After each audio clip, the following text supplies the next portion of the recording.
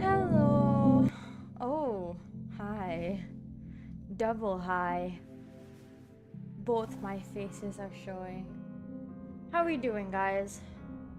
I am doing way better, although I feel like I already said this, so that's if I didn't and I forgot to say that, guys, I feel better. Not totally taken out by said false alarm.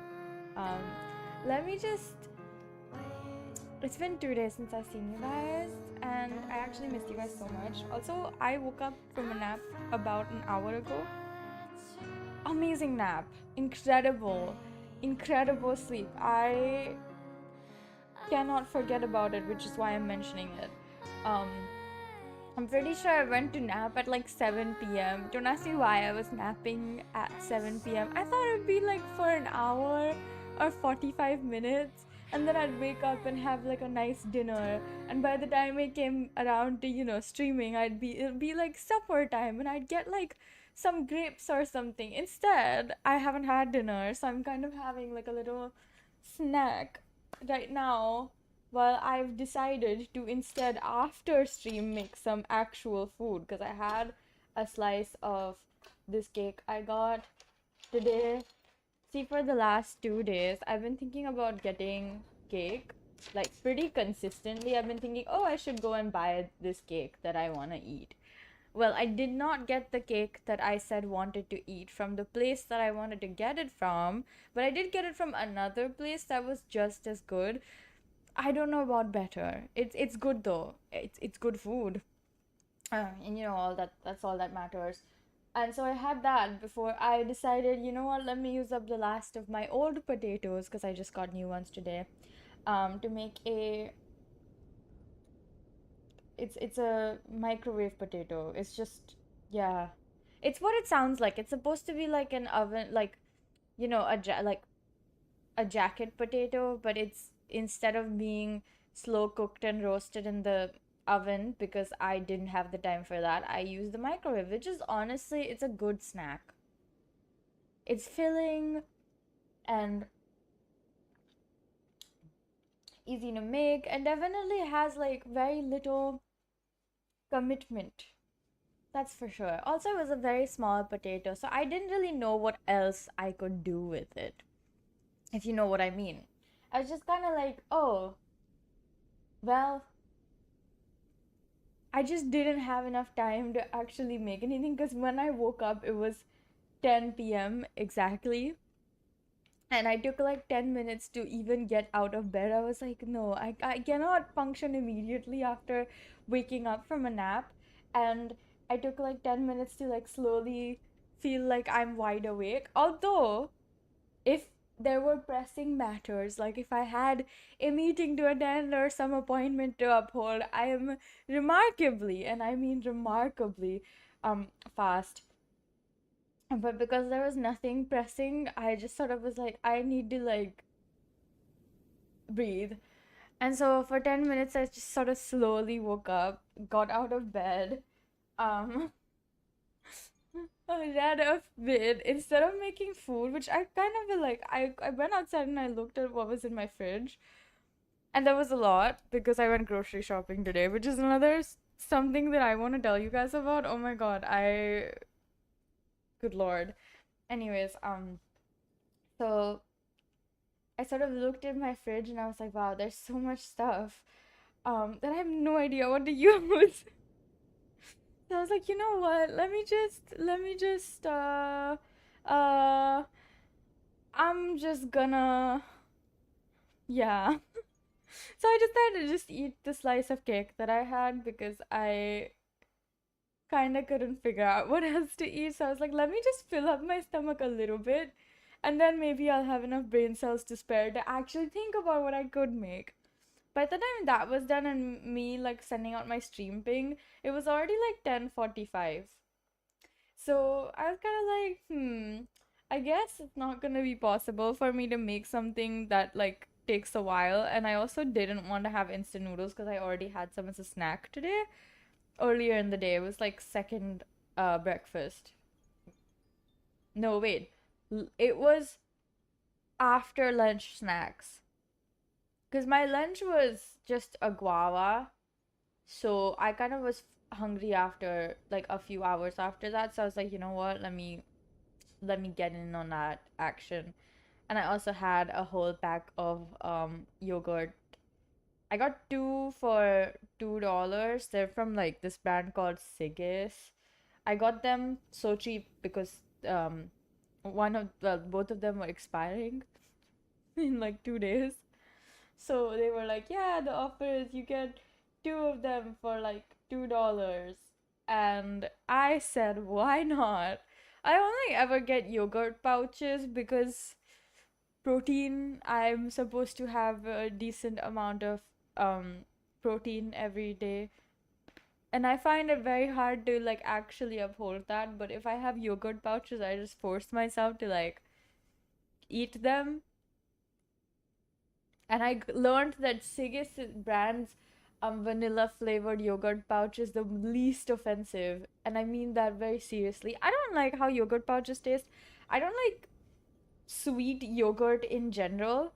Like, unless it's froyo and really well made froyo, I usually don't enjoy yogurt in a sweet format. So I always have it with salt, with like plain yogurt with salt, or like mixed in yogurt mixed with vegetables and salt and some spices. So it functions with like as a cooling agent because your yogurt helps cool your body down, and those spices help with like also some of that stuff.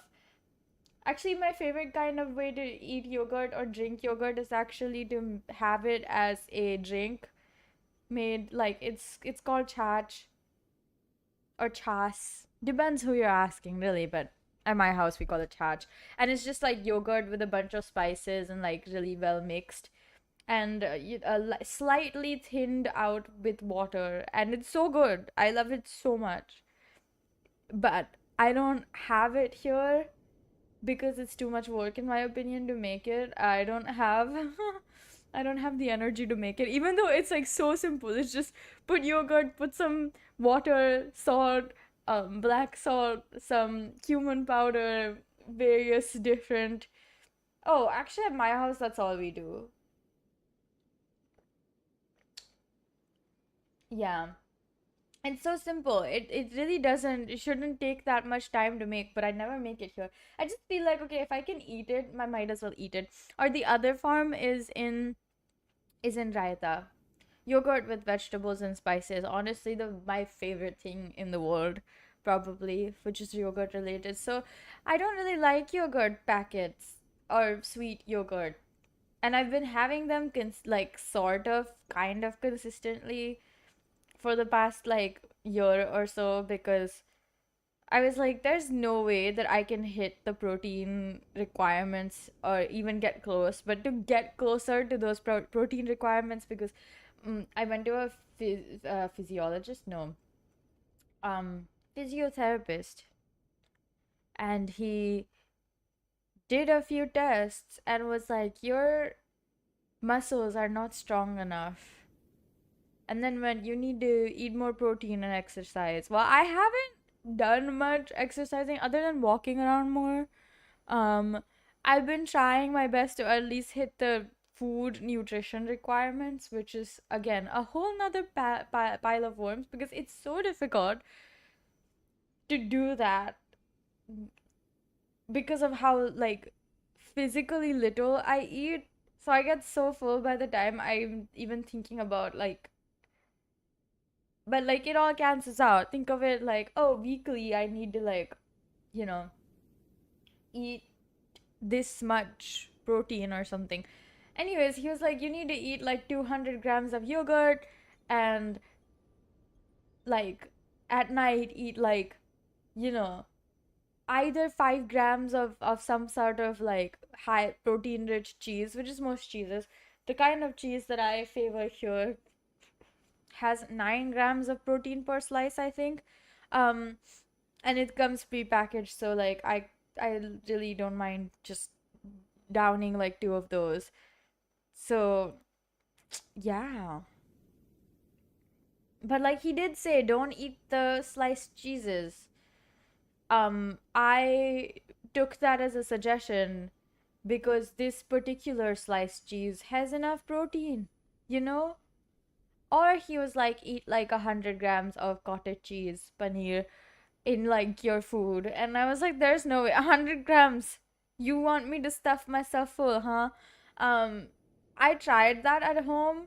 It was so difficult.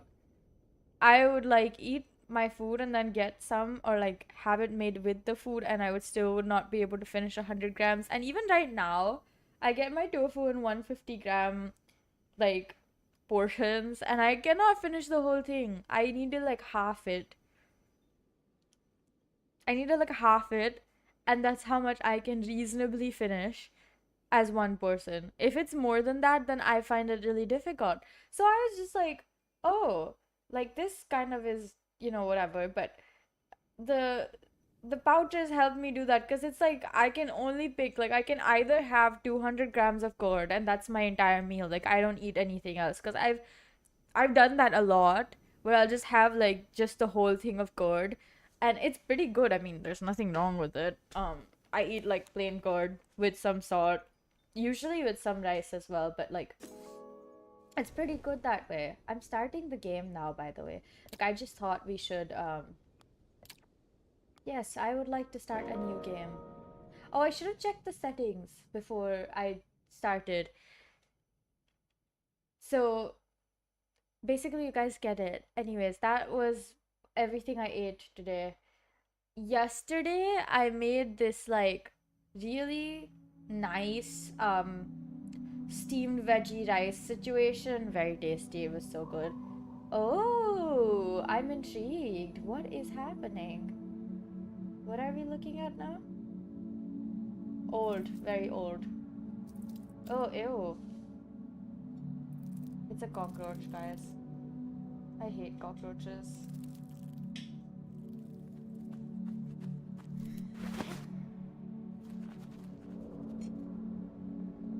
Hmm. This is intriguing. What is she doing with her? Oh my god.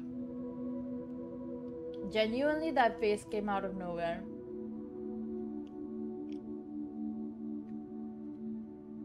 Why is there just a giant face here?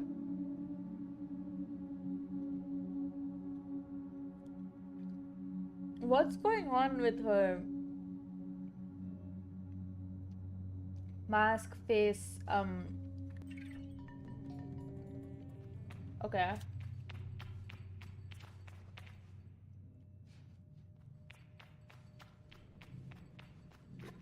Okay, we can jump.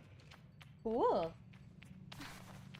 Ah, there's a fast, very fast. Oh?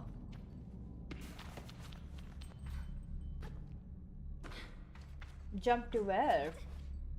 Oh, we can climb things? Oh, okay, nice.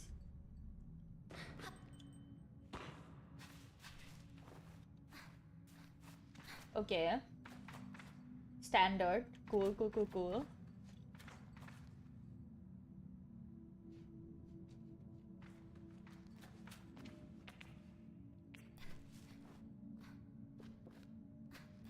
Oh, so it doesn't take any stamina to climb those. C to crouch.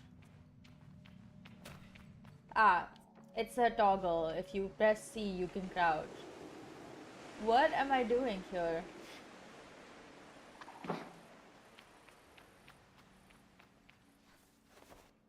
Oh my god. I just directly climb things, huh? Okay. I guess we...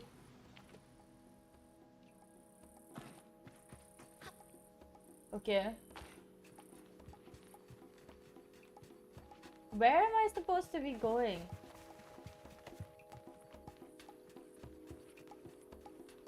Look at this one go. Huh? Ibex camp.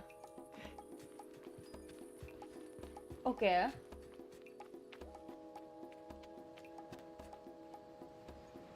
What am I supposed to be doing here? Such thick smoke. I know. I remember learning about this game like a while ago, but I don't remember what I learned about it. So this game is much of blindness. Like I'm literally going in blind because I have no idea what I'm doing or what it's about. Like I could have looked it up just before, but I was like, you know what? It's too funny. I'm nervous and she's softly, sweetly amused in her eyes. I probably have very little to worry about. You know you have nothing to worry about, don't you, Sable?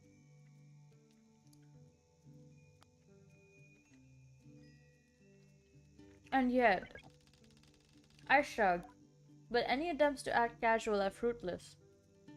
The movement is jerky. I don't think I've ever been more aware of my little shoulders. She laughs. I mean it. But I know how you are. You're gonna be nervous until you've started, and then you'll act like you've been doing it your whole life. Remember the first time you rode a bike? You wouldn't even let me put you on the seat. You were so afraid. Your hands were like little claws gripping onto me. I feel the memory in my fingers. But then I promised you that it was gonna be alright. I told you how much I loved riding my bike as a young woman, and how wonderful the wind felt through the fabric. Suddenly, there you were. You sat down, you leaned forward and put those little grasping claws in the handles, and you were off. And I remember thinking, just watching you tear over the sand. Look at her. She can do whatever she wants. Shadi reaches out and places a hand on the edge of my mask. And you can, Sable. Take a breath. I don't know where to start. Shadi's story warms me, but I feel too overwhelmed to let it settle. I tell her with a sigh that I don't know where to begin. She chuckles. Well, I can help with that. You'll need to talk to Hilal and Driss. Driss should have already made arrangements for your bike, and Hilal will share something, well, let's just say as useful as it is fun, I think I might suspect what Jadi's saying, but I stay quiet. After that, I suppose we'll see you off. What if I choose the wrong path? I asked Jadi what will become of me if I choose the wrong path. There are no wrong paths, Sable, or right ones. I'll be glad if you choose to stay with the Bexy, but truth be told, I would be glad no matter what, as long as you're happy. Whatever you decide, you do so with my blessing. So don't try using me as an excuse to come home early, eh? She knows me. Now go speak with Hilal. I'll be there to see you off. And speak with Jess as well. I told him to arrange your bike with Caesar, but you know where he is. I have something to give you. A compass to help you on your journey. It's the same one I used on my gliding. An artifact, you might say. A gliding. It's like coming of age, okay? I take the device in my palm. It fits naturally there, perfectly weighted and crafted. Each component slides together with incredible, satisfying precision. Thank you. Ah. So that's how you know where to go. Now where is said Hilal? What is that? Logging in. Hello, Sable. 100 messages 0. Have a good day. Who is that? Jadi greets me warmly. It's so strange getting called that.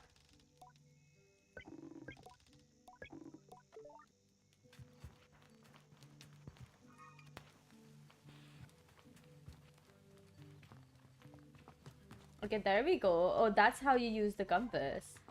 I finally figured it out, huh? As I approach Hilal, they give an enthusiastic wave. I've always appreciated Hilal's verve and vigor, and on a day like this, I'm ready to match it with a touch of nerves for balance. I feel like this is gonna be a really nice game. Hilal hands me a small round stone. As it nestles into my palm, I feel a warmth not borrowed from Hilal's hand, but emanating from within. I run my thumb over it and find it softly electric, like static on cloth. Thank you. I thank them for the fuzzy rock. Oh, Sable, you don't know what this is, do you? What I've given you is a gliding stone. What do you feel? I tell Hilal that I feel connectedness. Then you're doing it right. What you feel in that stone is openness. I look at the stone. It seems quite closed. I like the humor in this game. It's well written. Gliding stones are vessels for the perpetual. They suck up its power like little sponges and hold it there for you to channel. Right now, it's empty or dormant and waiting for you to fill it up. I ask how I can do this. Take it to the temple ruins at the edge of the canyon. You'll be able to activate it there. Hilal claps their hand and bobs a little. I appreciate their good mood at a time like this. Come back to me once that's done. I want to hear all about it. As I'm about to leave, Hilal stops me. Oh, you haven't gotten your bike yet, have you?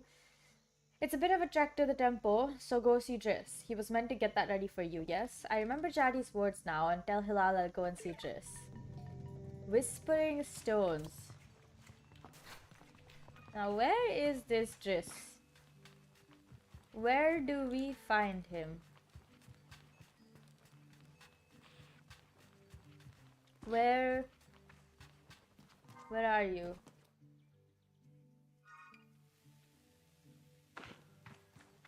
I'm looking. I am very confused.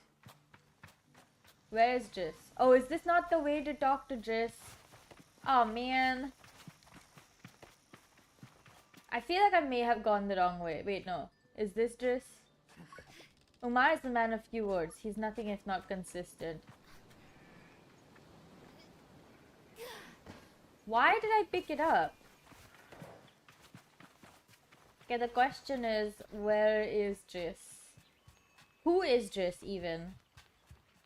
I wish there were a mini-map.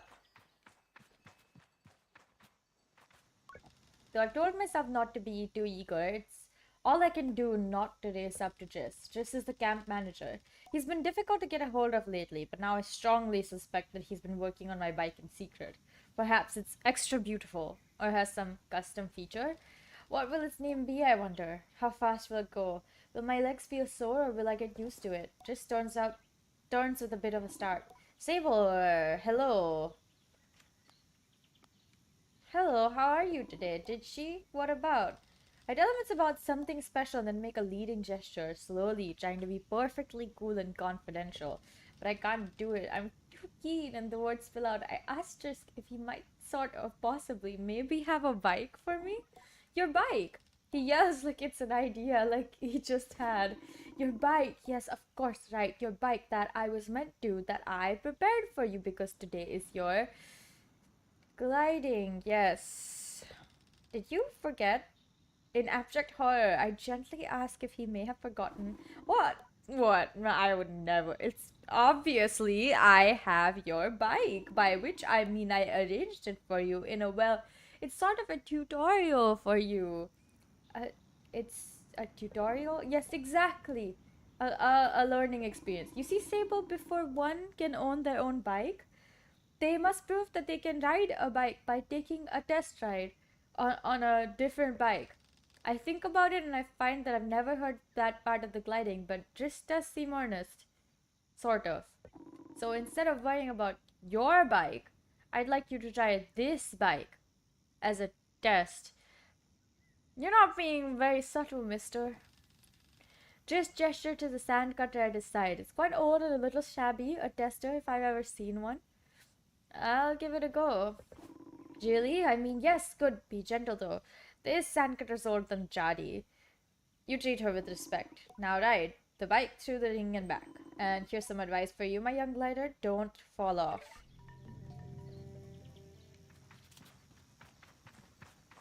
Okay. Okay, he said ring and back. Oh...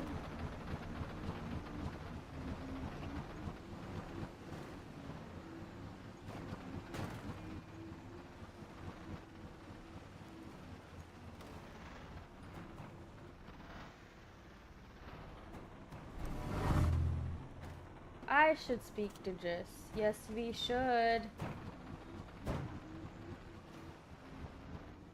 Now, where is he gonna procure a good bike for me at the last minute?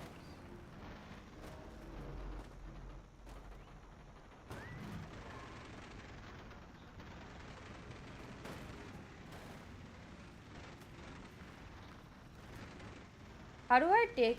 like, how do I get off of the bike? I just press E, okay. I returned to dress, so somehow managed to seem caught off guard despite knowing I was coming. Sable! Congratulations! How was your first big ride? Any strange rattles? Unexplained hissing? Small fires? What do you mean fire? Surely you'd notice if you were on fire. Even a little bit? Was that a possibility? Well, of course it didn't happen, so I think we're fine. Is this bike dangerous?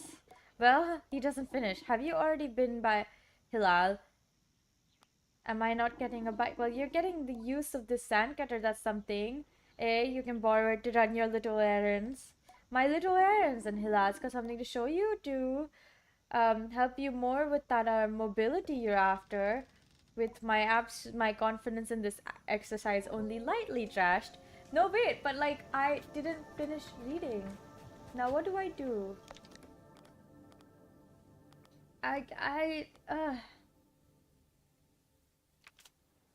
Okay, let's, I guess we're just using it, huh?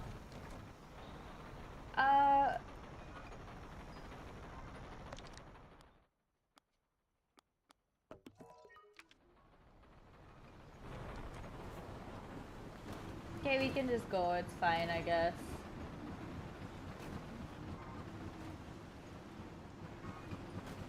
Just straight, huh?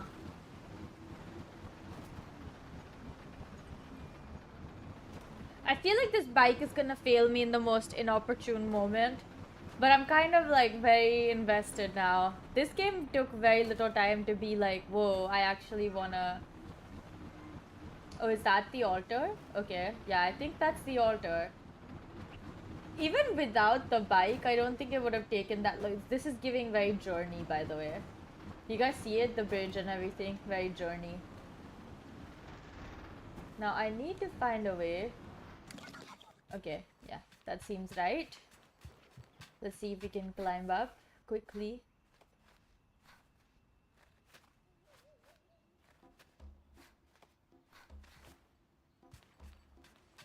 Okay.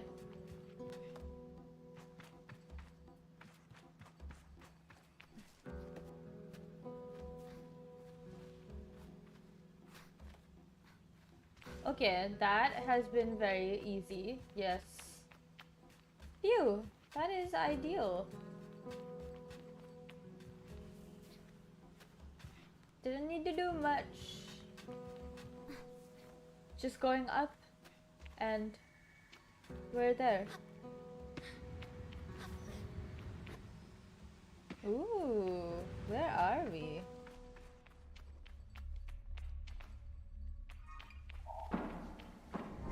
Whoa, whoa, okay. What was that? No, that does not seem like the right thing that could have happened. That was kind of scary. Who would have thought it would just break on me? That was really, really scary, actually. Not just a little bit, but quite a lot. Ooh, spooky, mysterious ruins, huh? Okay. This seems like something's happening.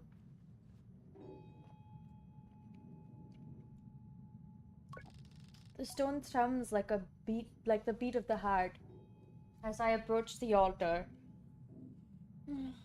Or maybe this feels exhilarated, or maybe it feels right. I'm ready for Rohana to know me. I'm ready to know myself. I feel her curiosity. In this sacred place, I know I am in her sight. Who's Rohana? The god? Whatever, like, spirit, ancient deity over all people they believe in. That is very red. That's scary. It's a gliding stone. Oh? Holy shit, wow, okay.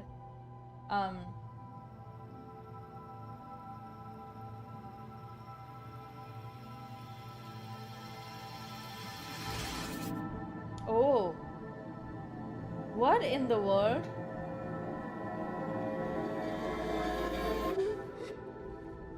Oh. That was quick.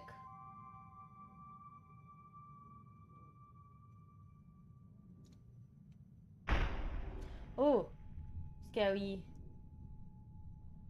That scared me. Okay.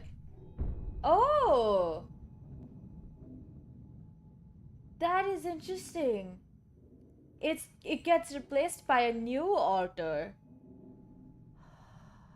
She fell and like had a moment, I suppose. Very heavy breathing. That is a very cool mechanism. Show Hilal the activated gliding stone. Oh, oh. What? That is so cool.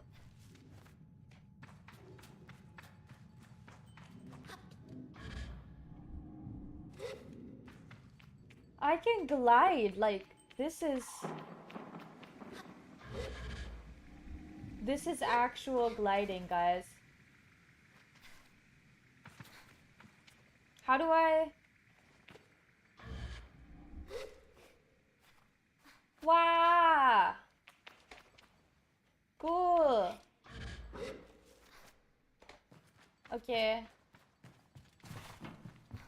Now I'm gonna guess that they meant for this place to be like sort of like a test for the new people who've activated their gliding powers to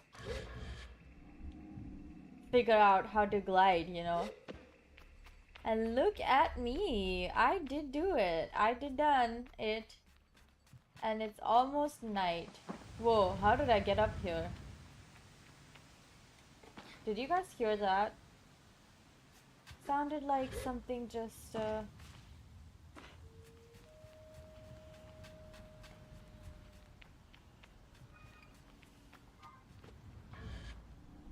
Let's see how long I can stay in midair. Oh, for like quite a bit. It kind of goes straight, huh? Okay.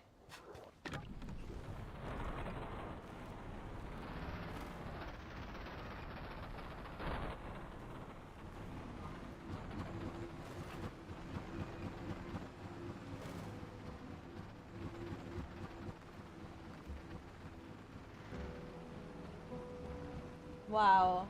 I feel like I'm navigating like the open wilderness. Okay, yeah, that's the way we need to go.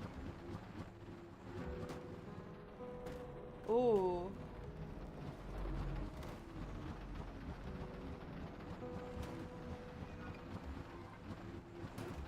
Well, that isn't taking as long as I thought it would. The quests seem plenty short in this game. They're almost like, oh, you can like chill. Oh, I just did a 360. Whoa. Okay, let's talk to him. Maybe he finally made my bike. Driss asked me a series of increasingly strange questions before I make an excuse to take my leave. But what about my gliding stone? Are you not gonna look at it? Sir, I thought that this would be where you take a look at my gliding stone and, you know, make that judgment that you need to make. Fine, let's just talk to her, huh? Hello, little glider. What was your gliding like? About all you want. I don't want to spoil any surprises, but I did meet some crystal farmers once, and that's all I'd say about that. You should get going. Well, if he talks to me, then I might be able to. Okay, this post box is kind of useless. Because, like, no messages at all.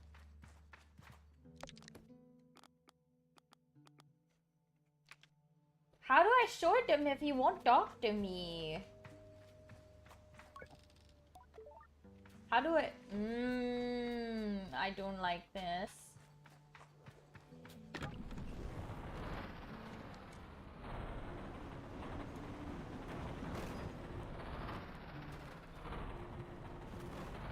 Wait, I don't need to show Driss. I need to show Hilal.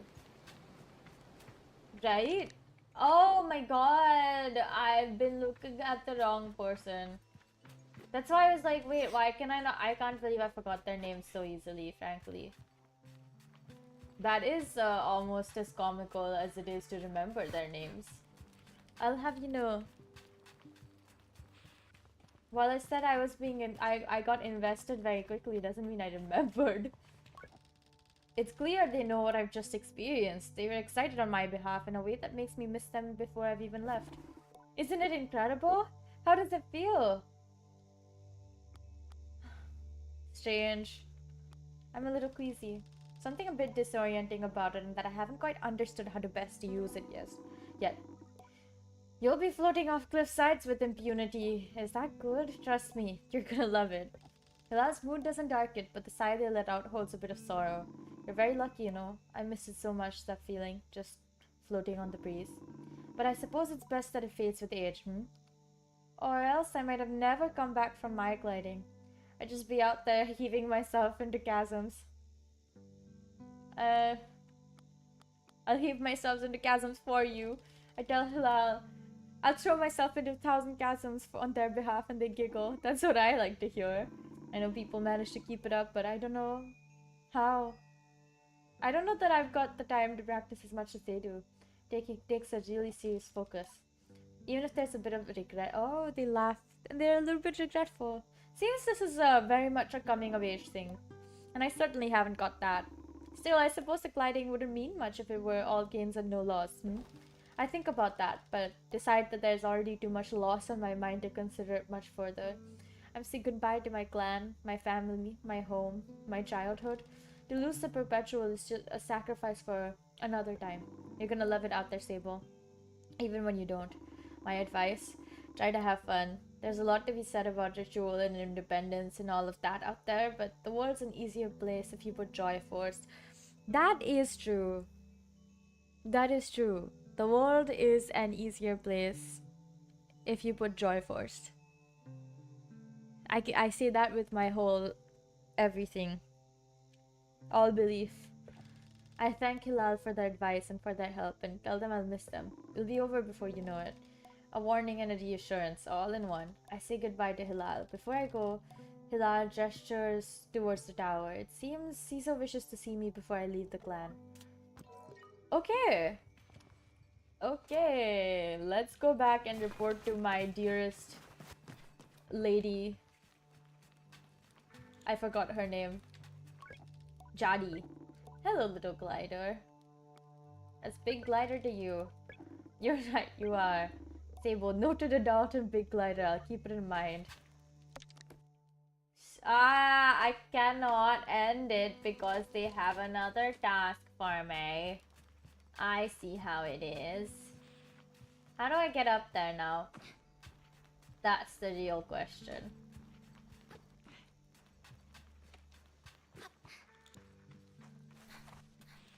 Aha! What was that?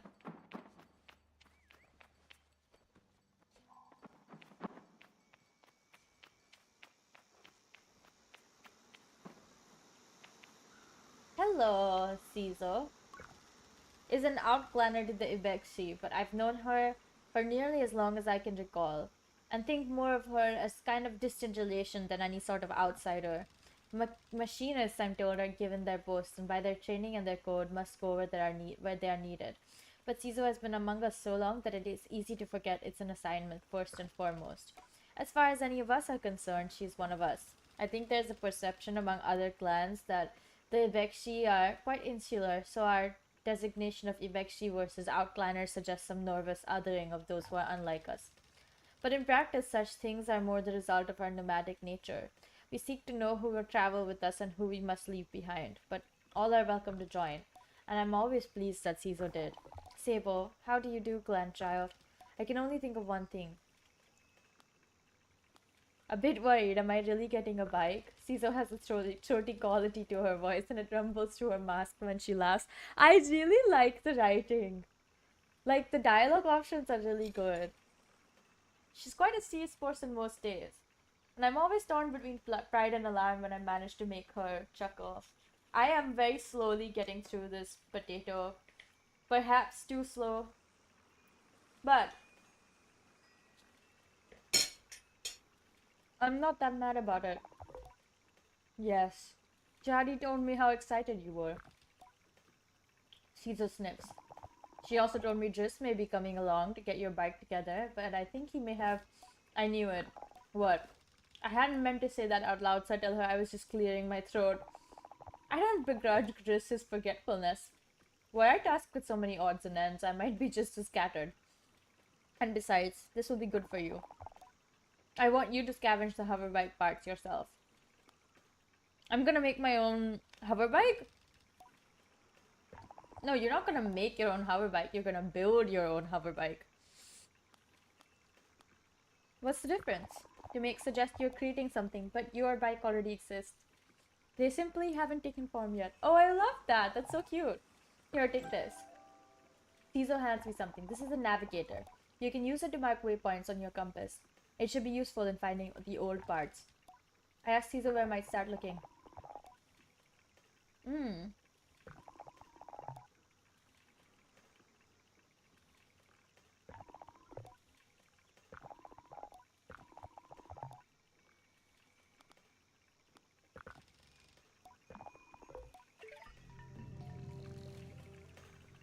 Okay, I'm making my own bike, guys. And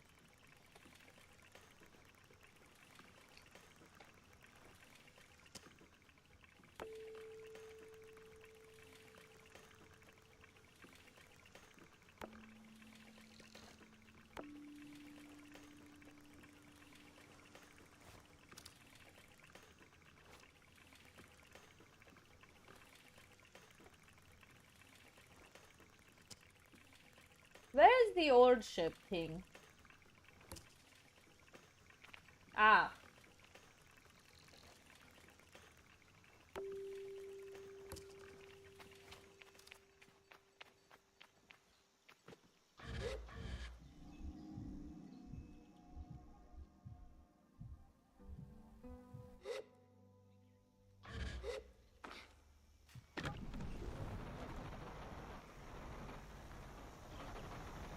Okay, let's go to the old ship first.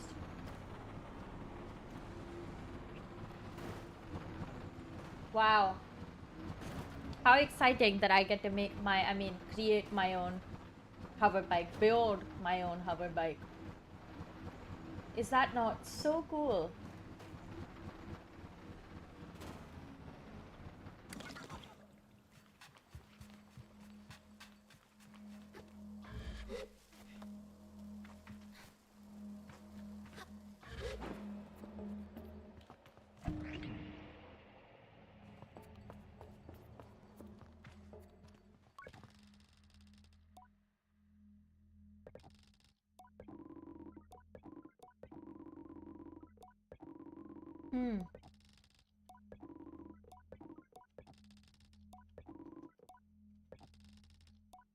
Wow.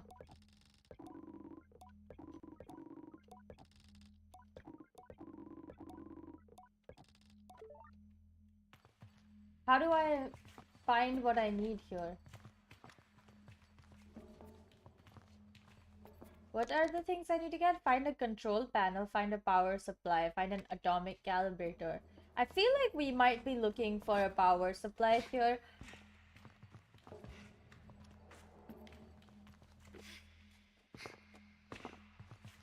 But it doesn't have any... Oh? Well, she said... this was a cutscene that came out of nowhere. Are you looking for a calibrator? I'm immediately on guard. Saima has always been a mischief maker and taken tremendous pleasure in tormenting me. In theory, I am older, more experienced, and should be able to more than withstand it. In practice, you won't find it here. I've hidden it. You'll never find it. Never, never. And she never fails to get me. May I please have it? I decide to be gentle and I ask her, may I please have it? May I please have it? Despite my... Oh, well, too bad. Maybe you'll find it on your own. But I don't think so. Saima laughs off my irritation, but I'm not gonna give her the satisfaction. I cross my arms and try to effect a change. I'll give you the calibrator if you give me some beetles. That's a fair trade, isn't it? Something you want for something I want.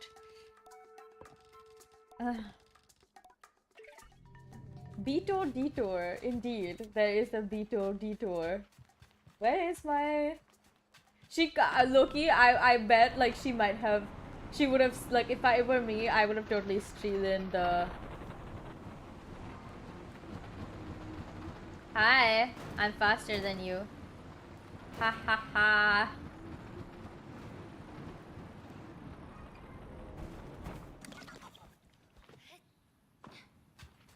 We're gonna ask around camp to figure out how we can get some beetles.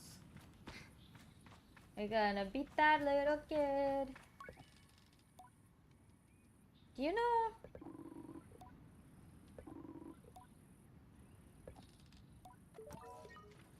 Gather beetles.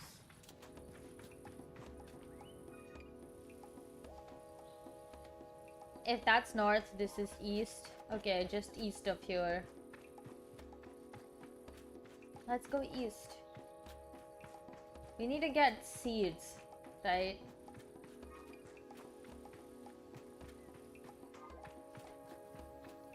So, like, how do we catch beetles again?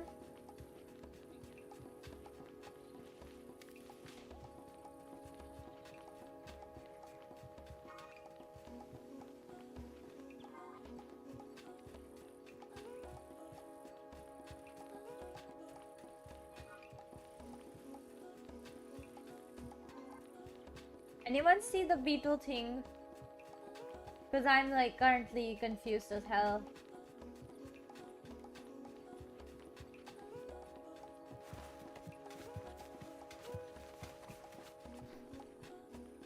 You drop a seed onto the ground and then you can...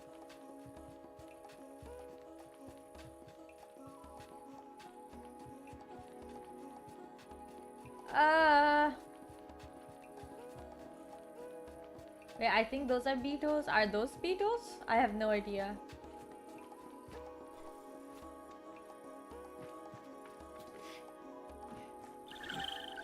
Shum egg. What? Oh, okay. That is something that I didn't expect to get today. I don't know what those are, so maybe at some point I will figure it out, but that's probably not today. Now I do need to find some beetles. I don't know where to look for beetles.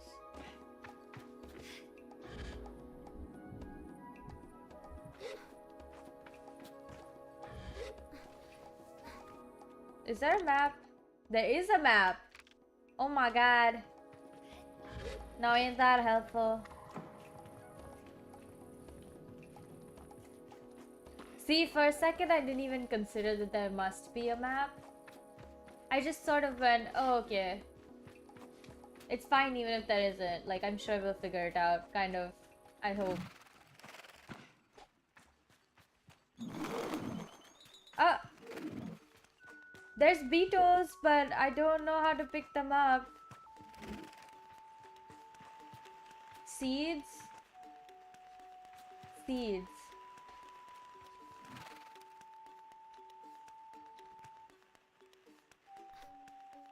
Okay, maybe if I crouch. Nope, they literally know I'm there.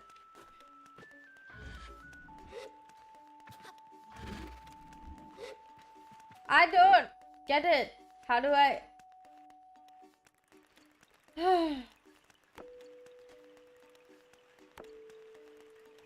Okay, I'm gonna come back here. Hold up. I don't have seeds though. That's the problem. I don't know where the seeds are, how I'm supposed to find them. Maybe I need to go back to the camp and figure out where to get some seeds.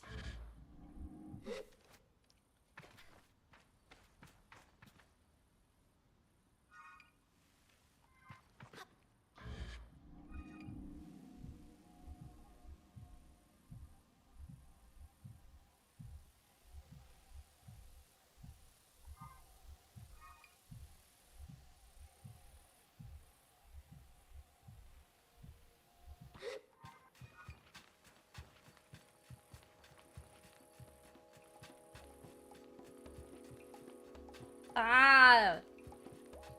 Who'd have thought that mischievous child would... I mean, I could probably guess that they did it because they were like... I'm gonna miss you, I don't want you to leave, you know? But...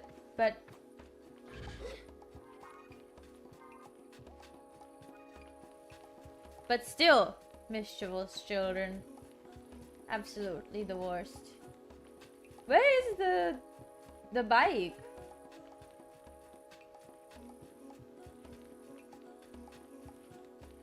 Did I leave it somewhere or... Why is my bike all the way there? That makes no sense. My bike should not be all the way there, right?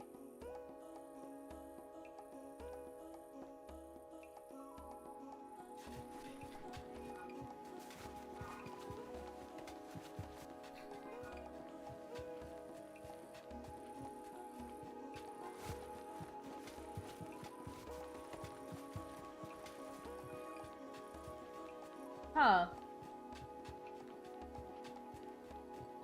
Man.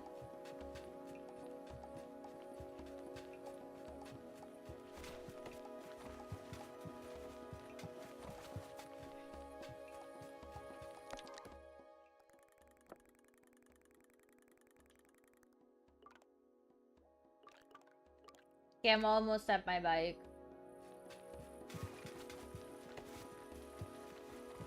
The question is, why is my bike all the way out here, like literally in the middle of nowhere?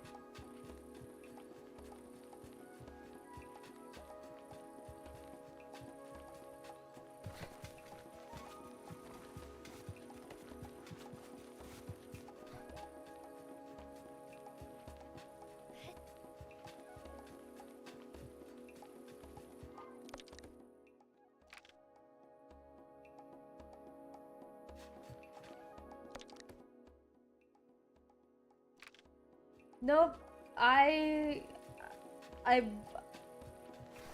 came all the way here, low-key like an idiot, forgetting that even though the waypoint is blue, the bike is marked with another symbol. So I came here, all the way here for practically nothing. Let's try to get this butterfly thing.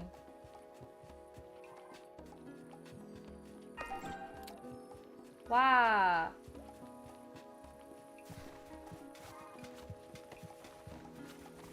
That was really dumb, I gotta say. This was unexpected. I didn't think I would be like making these kind of mistakes.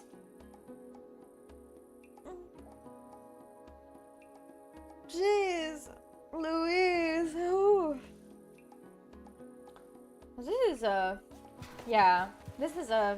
cool game. I'm invested. Although I'm not really sure what's going on, so like I gotta say it's kind of just like, oh, okay, whatever, I guess. Another sunshine butterfly.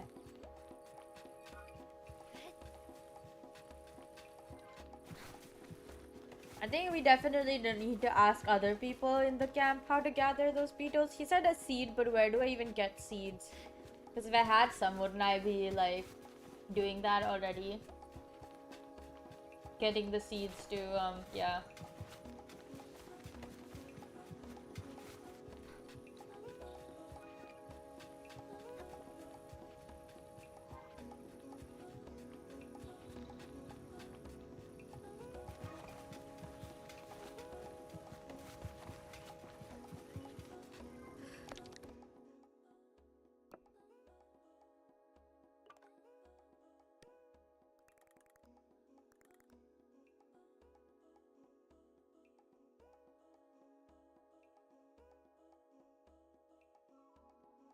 Oh my god. This is possibly one of the few dumb things I've done in this game. Where it's just like, oh, okay, whatever. I'm sure we'll figure it out. That being said, we kind of did realize that I was going the wrong way. Although it was quite late, so...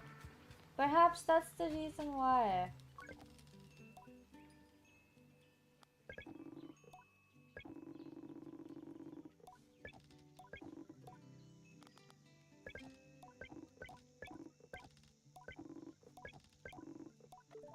Okay. So they're all gonna give me the same advice is what I'm realizing.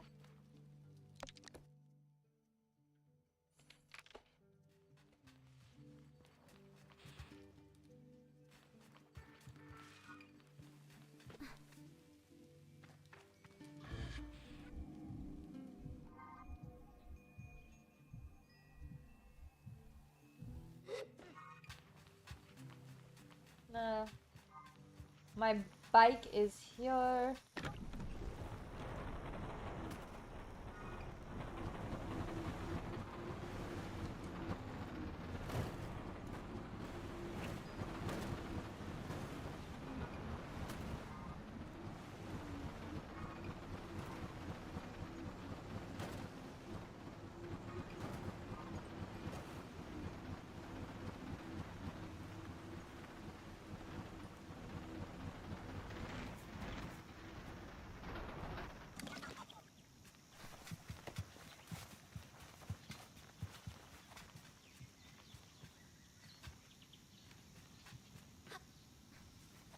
Okay.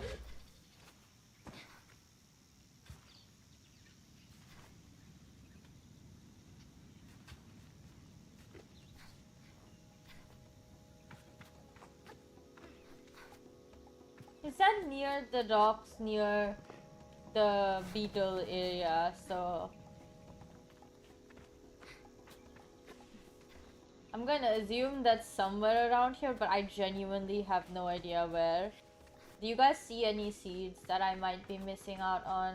Am I just stupid? Is that it?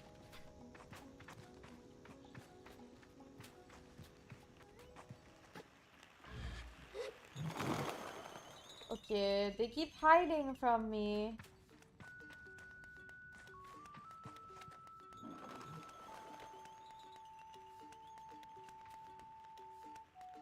I think those are the seeds. I can't be sure.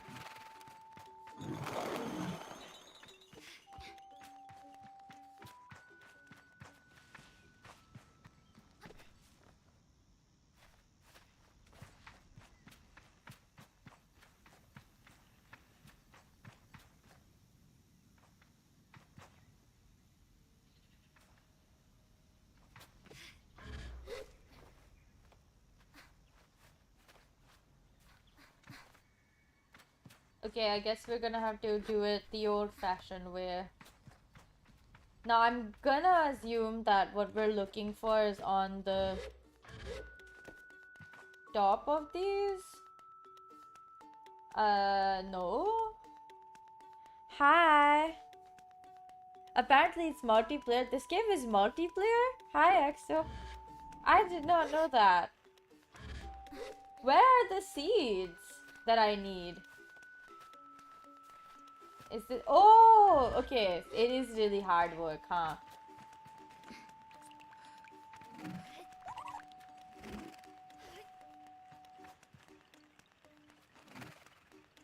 Do I just put it down, like, nice and gentle? See if any of them show up? It is quite chill, but I am currently stuck on the beetle caching task. How have I been? Pretty good.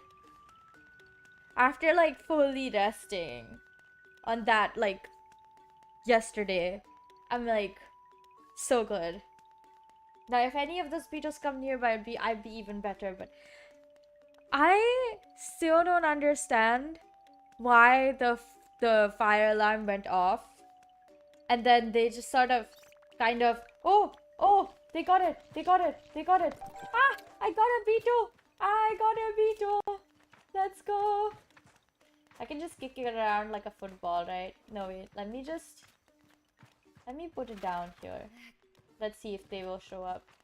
Anyways, so, like, the fire alarm went off at, like, 10:50. Like, the second that I started writing my, oh, okay, stream in 15 minutes kind of thing, the fire alarm goes off. And I had, like, a moment where I was like, wait, what? Because it kind of just... Oh my god, is it looking at me or not? Okay. I will just wait longer, I guess, for another beetle to show up in my path. The fire alarm goes off, and I have like a very strange moment of I've never heard the fire alarm in this building, so I honestly had a moment where I was like, where is this sound coming from? And I was just kind of like, is that the fire alarm? So it only went off once, so I had like a feeling like, okay, it might be a false alarm, but I cannot be sure. I am paranoid, especially when it comes to a house fire. I don't play around with that shit. So first I start like gathering any and all valuables I might have. Don't ask me why I do that. Normally you're just supposed to leave everything and then run. But it like the chances of me being in the fire and getting burnt at the same time before like the fire engulfs me is like not having the time to gather all my shit is very low. Like I've just always done it that way. The last time I was in a fire was actually 2 years ago. Yeah, that was fun. Not fun. I mean that very sarcastically. Also, but that building just had like a lot of fires in general. Like every week, I think once a week the fire alarm would go off. Very bad for my stress, okay? Like I was actually always like stressed in that building because I was like, I never know when the fire alarm's gonna go off and then we're gonna have to like evacuate. I genuinely didn't understand. But anyways, the fire alarm goes off and I was like, huh? And then I like gather up all my shit and I start deciding I should go out. But I don't see any of my neighbors rushing out of their door or anything. Something, maybe I gotten it wrong. Maybe there was a drill. Maybe they gave a notice. So I check the the app that they have for all the residents to use. So I checked that and okay, so nothing on the app. No announcement about a fire drill or whatever. So I was like, okay, that doesn't make any sense. None of this makes any sense. Finally, I realized, okay, maybe it was a false alarm. And I called the security guard downstairs from like the intercom we have upstairs to check if there was an actual fire because I went outside in the hallway in the like where the lift is and the lifts were turned off. So I was like, wait, is there a fire? Is there not a fire? I'm not sure anymore. So I called security and they're just like, oh no, it was a false alarm. Like it just triggered by itself. And I was just so stressed by the whole thing. I was like, there is no way I can actually do like function after this. That was so unnecessarily stressful. And then yesterday, I just sort of like chilled out for quite a bit.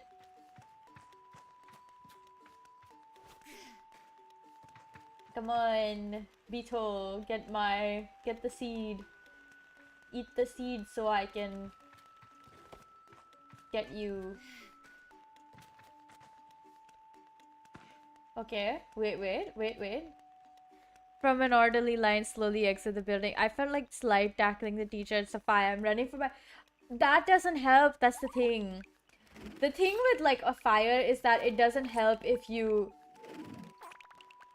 run around. It causes more problems. You might like accidentally end up... What is it sensing? How do you know I am there? Okay, finally. Oh my god. I finally got all of them. But like, like, it's not even the fact that there's a fire. It's the fact that they don't let you know. Like, there's no... Like, there was no, like... Oh, okay, hey guys, actually, there is no fire. You can chill out. Like, I know it should be low-key obvious that, oh, if nobody's running out their door and, like, going to evacuate that there's no fire. But the thing is, I live on the 23rd floor of this building. If there truly was a fire and the alarm did go off and nobody was running out the door because they were like, oh, the fire isn't that big, I wouldn't know if the fire got big because it's so far up. You know? And if you turn off the lifts, that means I have to go down 23 flights of stairs. By no means am I gonna be like the one experimenting because I don't like experimenting, especially when it comes to like... Oh my god, let me just look, please.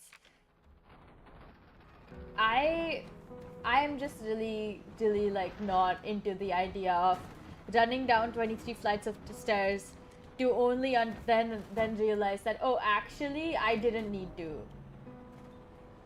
I would be so mad. So I was kind of like just confused why they didn't like have an announcement or like just let the residents know via intercom even. Like the intercom exists. Like my guy at the security booth was just like, you know what? As long as you where she like to stay? At a cave under underneath the camp. Cave underneath the camp. Do you guys see a cave? Oh. Holy shit, she looks like a ghost child. Anyways, so that the whole fire thing kind of just like confused me to the point where I was just like, I was just kind of like, what in the world? And didn't have any mental energy to stream after. And so I just went to sleep. Like, I literally brushed my teeth and then I went to sleep. Because I was like, I cannot deal with it. If there's a fire in the middle of the night, well, god damn it, claim me. Um, and then I just went to sleep. It was very funny. When I woke up the next morning, um, this morning, no, yesterday morning. What did I do yesterday? I sort of just chilled out. I watched The Martian again. I had like a little, like a first breakfast and the second breakfast, and with my second breakfast I was watching The Martian, which was fun. And because I was watching The Martian, I had like a deep desire to actually read the book, because sue me, I actually still haven't. But then I was like, then I finally looked at the trailer for Project Hail Mary, because I was like, wait, what's that? Like, it looks fun. And I watched the trailer and I was like, oh, this looks fun. And then I realized that the same guy who wrote The Martian wrote this book.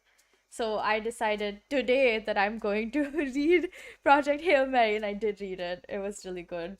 I would tell you guys all about it. Before I do that, though, yesterday I didn't go grocery shopping because I was like, well, I don't really, I mean, I need to go grocery shopping, but I just didn't have the energy to, so I didn't go. Kind of just sort of like I was up till like 3 p.m. and then went to sleep and then woke up and then went back to sleep and then woke up and went back to sleep periodically until this morning, till like 5 a.m. when I woke up. Like I kind of just slept all half of yesterday away. Well, more than half. Three-fourths of yesterday away, which was apparently necessary. I don't know why, but I live with it. So I woke up at like 5 a.m. today, and I honestly did nothing till like 7. I washed the dishes, ate a little bit, and then like took a shower and then went out to buy groceries. I decided that I was gonna go to the big grocery store in Vivo City, the really big one. I did not know that it had 2 floors. Today I got to know that it had 2 floors. So I took my little basket, my little trolley basket thing, and made my way all the way to Vivo City. Okay? Now, I'll have you know I took the bus this time because I like taking the bus. It's like very nice and scenic route, honestly. The bus took like 40 minutes to get there. It was a very long time because there was so much traffic in the morning. Anyways, so I go to Vivo City. I go inside the mall. I go inside the grocery store and immediately start getting dazzled by all the nice groceries there. By the way, this is like just a normal grocery store that's just very huge. I know, I know, I know how that sounds like. It's just really huge. And it has. Oh, I really needed to yawn apparently. And it has all the everything that you could possibly think of and more. So the first section that comes in once you enter the grocery store were the fruits and vegetables. I bought so many fruits. So many fruits, I don't know how I'm gonna finish it. I bought like 3 whole bags of mangosteen because it was on an offer where I could get like 1 bag for $2 and something. And like it was just such a good deal that I couldn't help myself, and I got 3 bags. I don't know what possessed me. I got myself strawberry and cherries and grapes. Actually, this is the first time I'm buying grapes here. I just have avoided grapes for buying grapes for a while. And I went back home, like the last time I went back home was like a month ago. But when I went back home, I kind of was like, I really want to start eating grapes again. Because for a point of time, I stopped eating grapes because I had eaten too many just before that. So I'm like, oh, I want to eat grapes again because the grapes here look really, really, really good. They look like big and juicy. So I want to eat them. So this today is the first time I bought them. I'm gonna try some tomorrow because like I didn't end up having any time to eat them today. I'm trying to finish up my guava. So I had like a guava and some mangosteen when I came back today, which was so good for $2 and something some cents, like some 70 cents or something. It was such a good deal. Oh my god, I spent like so much money today. Holy shit. And it was all on groceries. So I bought like $20 worth of fruits. Okay, like absolutely insane behavior, but I just did it. I was like, you know what, it's fine. Then I got like some vegetables, just mostly just green onions and like one leafy vegetable that I usually just get because I'm like, well, I need to eat one of those, so like I might as well. And I only like I don't mind anything else, but I like this one because it's small and it's pretty like it tastes pretty good.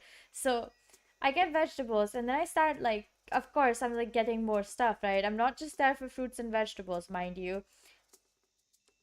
I don't know how it happened, but I bought like over $50 worth of groceries. To be fair, these are gonna last me a while. So it's not like I spent like a lot of money on food I'm not going to eat. Just that it surprised me so much because I had like a moment where I was like, where did I spend this money? I ended up dropping all of the stuff that I like was trying to buy like more than once. Twice I ended up like tripping on something and everything came like spilling out of the basket that I was trying to fill up. Oh my god. Absolutely horrible. Then I came back home and I on the way back home I went to the shop where I get my like butter and cheese from that's specifically imported from India. It somehow is cheaper than buying it straight from here, even though everything that you buy here is imported as well. It's just a very small country, so it's like they don't really do much in terms of making their own food. And I'm just also very used to just having one specific type of butter and one specific type of cheese that I favor over everything else. And also Indian yogurt. I just think it tastes better.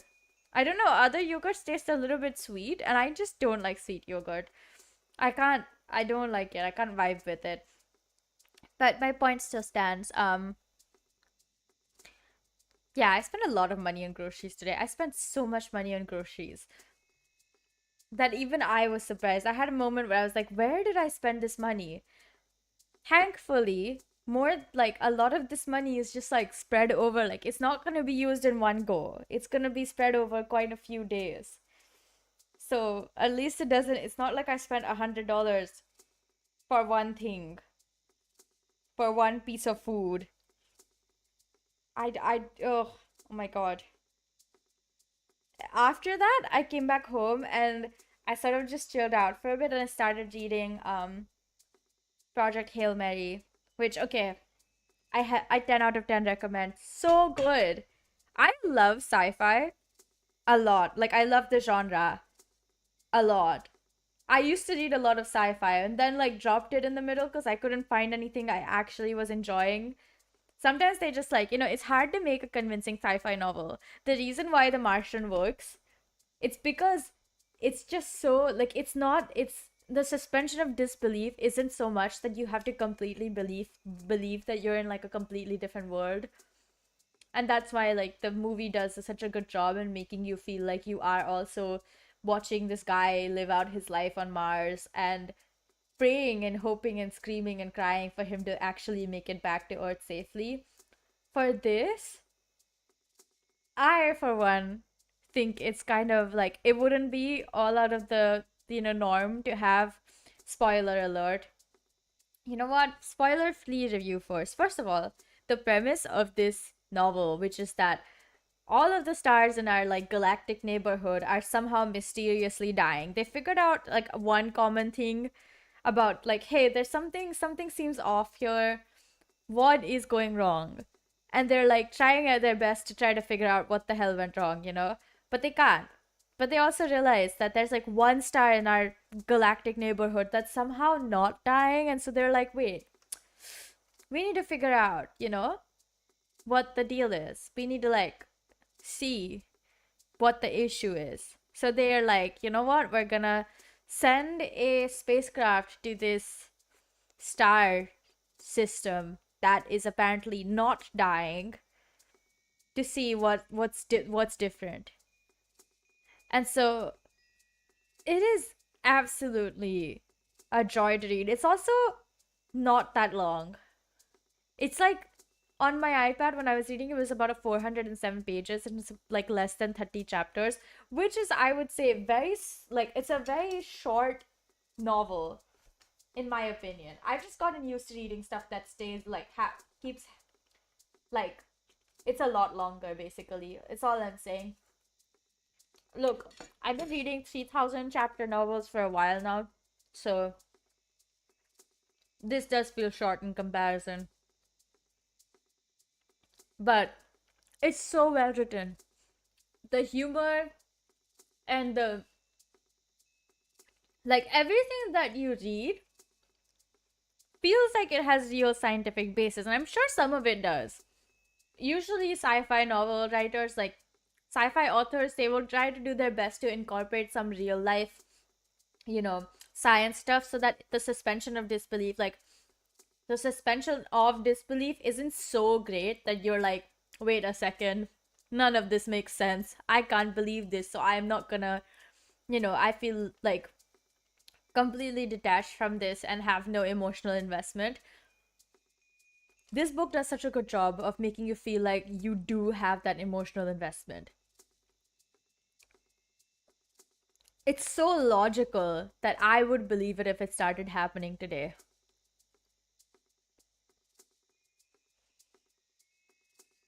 And that's like, a good book should be able to do that, in my opinion.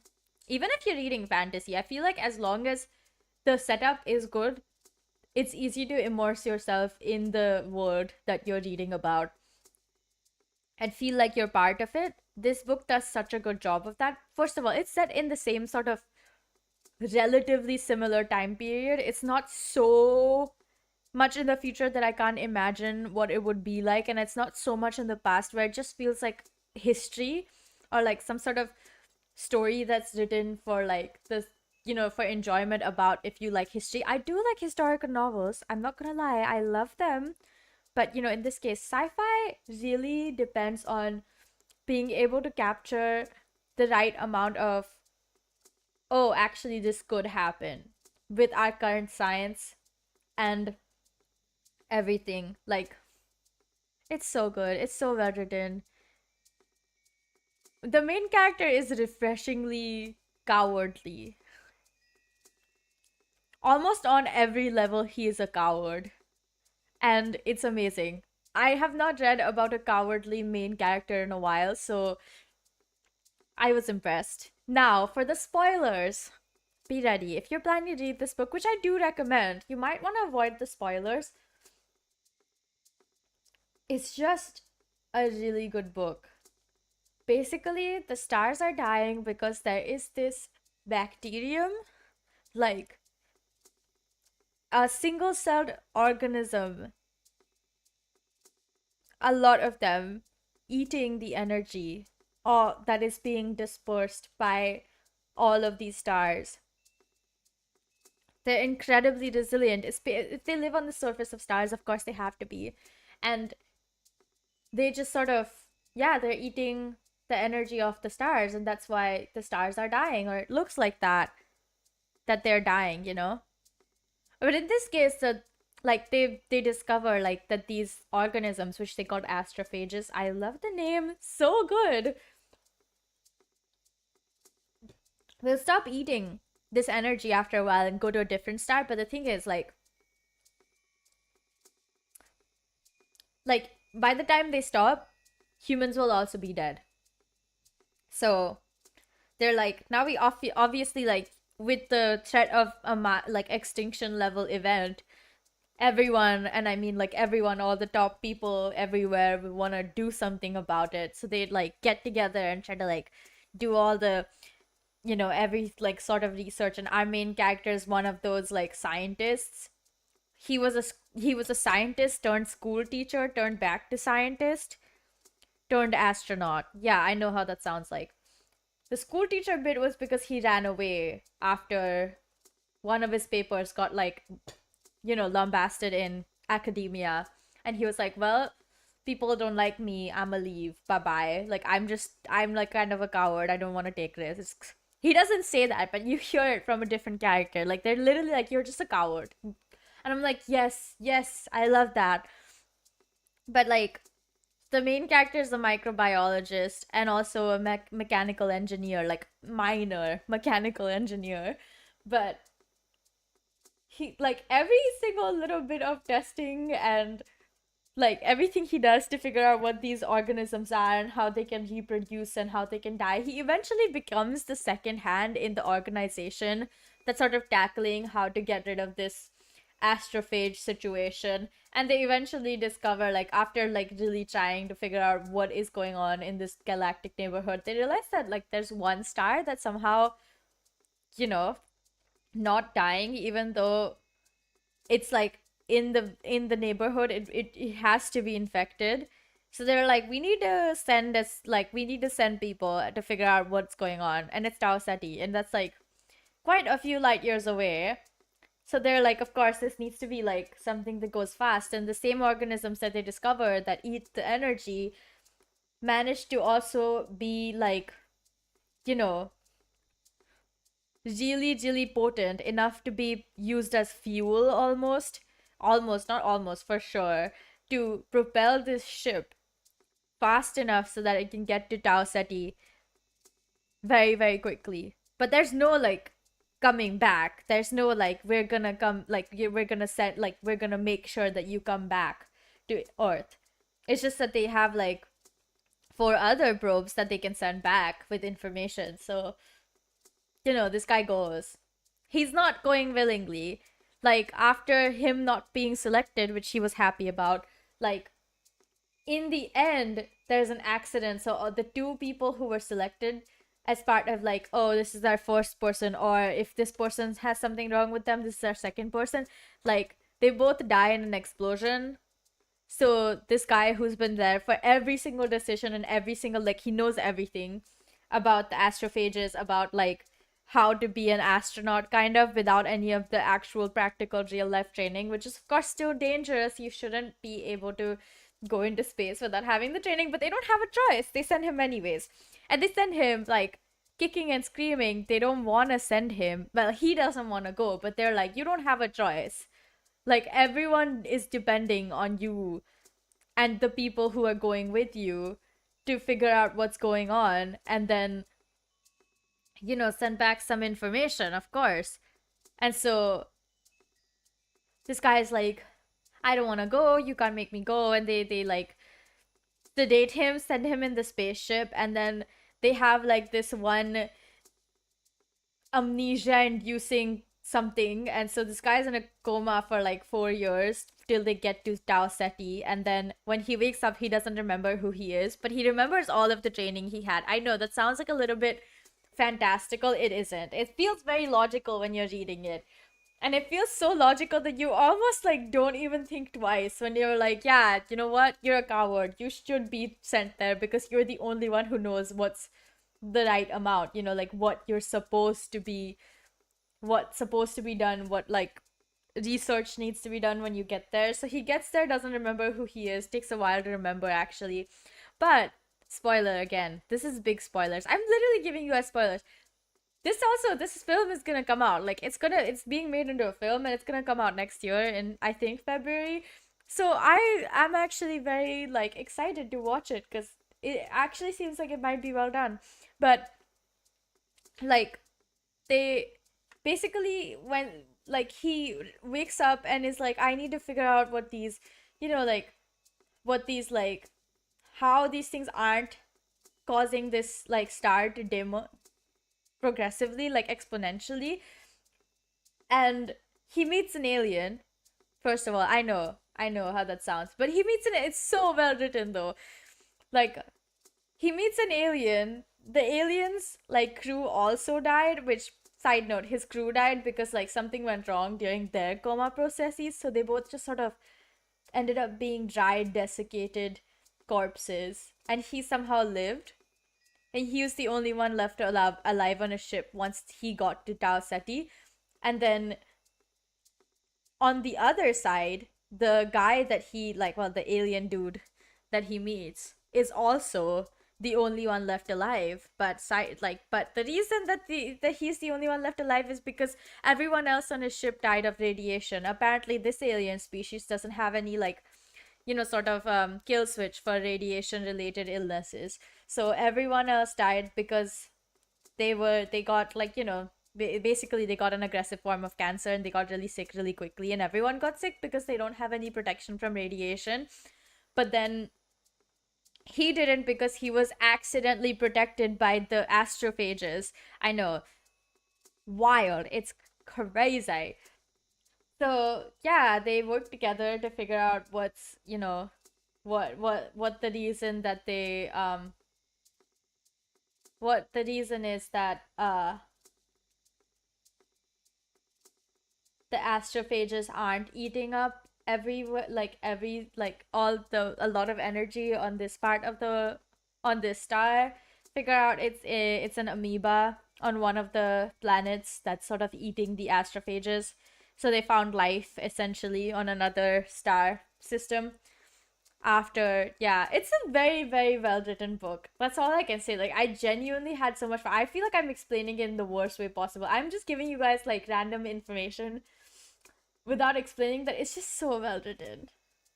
I had so much fun reading it. And I finished it all like in one go. I sort of was just reading it for like 2 hours. Finished the book and I was like, wow, that was so good. Then I was like, I'm so excited to watch the film now that I've read the book.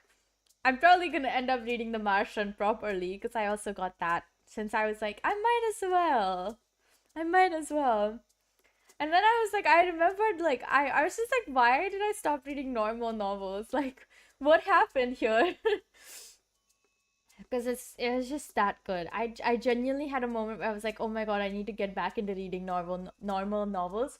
Another one of the books that I've been waiting to read is actually, I forgot the name right now. I'm gonna look that up in a bit. But yeah, it was just such a good, oh, it was just such a good book.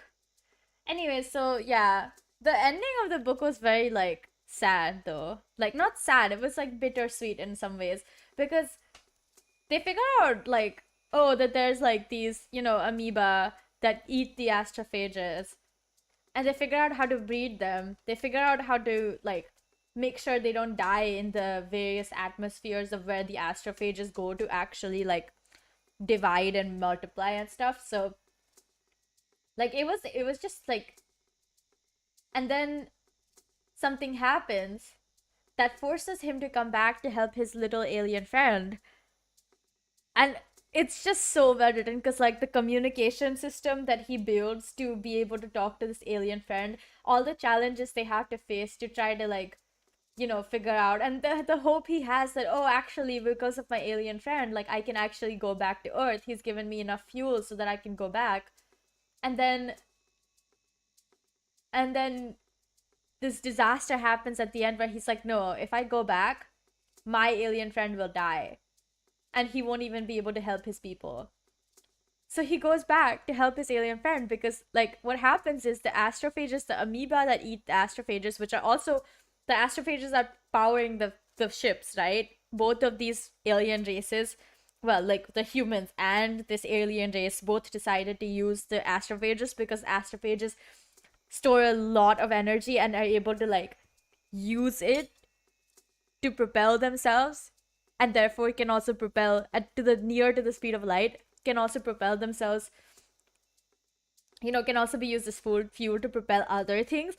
They use this, both of these people, right? That both of these alien races decide to do this, and then what happens is that, well, like the amoeba that they bred essentially managed to escape their little cages, and our little human friend is fine because the thing that made them escape was like a specific type of metal that the alien friend, his whole ship is built from that.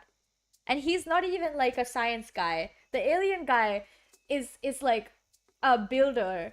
Like he knows how to build things and is very good at math and stuff, but like he doesn't know how to science and figure out like what is going on with his ship in terms of why his ship suddenly like stops working and stuff. So even though our human friend is on the way back to Earth to like, you know, not just save his planet but to be able to go back home, which he was never sure he was going to be able to, like he decides, you know what, I'm gonna send the information back from those probes that they gave us so that we could send information back as soon as we got it. And of course we wouldn't like be able to, you know, make it back anyways. We don't have enough fuel for that. So like he sends those probes back, then goes to his friend, helps him with his ship, and then they go back to their like his friend's planet because his friend's ship is trashed basically. And well, would you look at that, he ends up staying on that guy's planet for the rest of his life, I'm assuming. I actually hope they don't change that in the film because it would like ruin the integrity of the character. Not that he has much to speak of, but even as a coward, he's still a good person and will like uphold like friendship and morality and shit. So it's like kind of a sad ending. But you know, you see him at the end kind of happy because he's a teacher in this like new planet. Probably the first one who, you know, was able to meet alien life and make contact with them and have logical conversations. And yeah, I especially like the alien life because they apparently like they communicate through sound, which is super cool.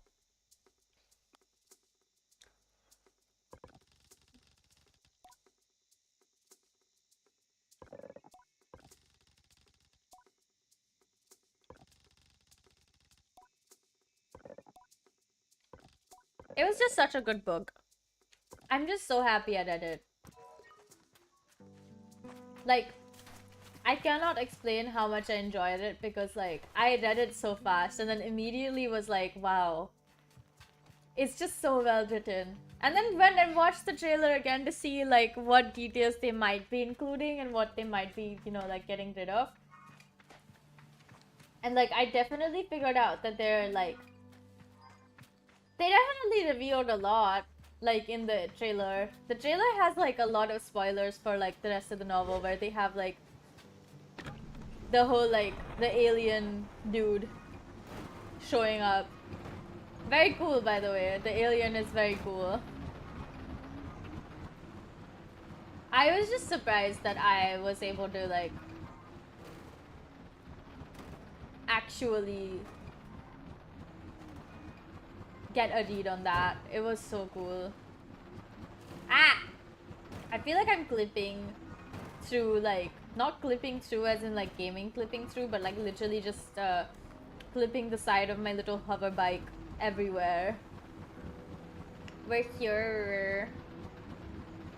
This is the mountain. Okay, now we go up.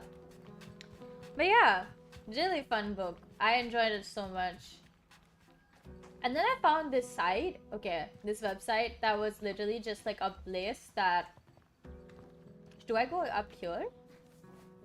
I found this website that just recommends 5 books in each post. Very interesting website, by the way. Like, not that it's like very weird that it recommends 5 books, but it's just that there's so many posts and so many different books being recommended that I was actually like, wow. I am truly surprised. That's why.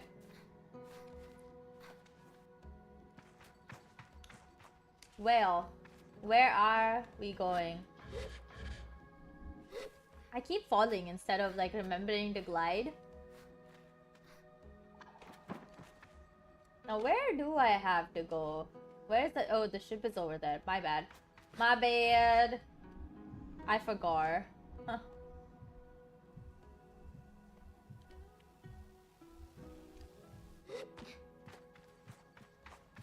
I probably shouldn't have gone over here then. But like, super cool book. I 10 out of 10 recommend. If you're like planning to read a new book, I recommend Project Hail Mary. If you haven't already read it, I feel like it's just such a classic now. Or well, it's not like a classic like some other science fiction novels, but like, I mean in the sense of, it's one of those books that, I mean, you know, everyone loves The Martian, so maybe this is like one of those books that everyone's read except for me.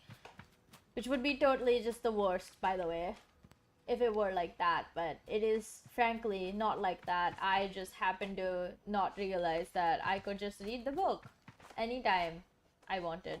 Ah, I fell! What the heck? I just fell. Okay, what just happened? So how do I go up then? If this is not the way?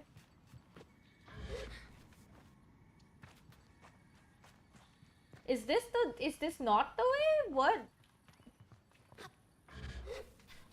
I'm confused.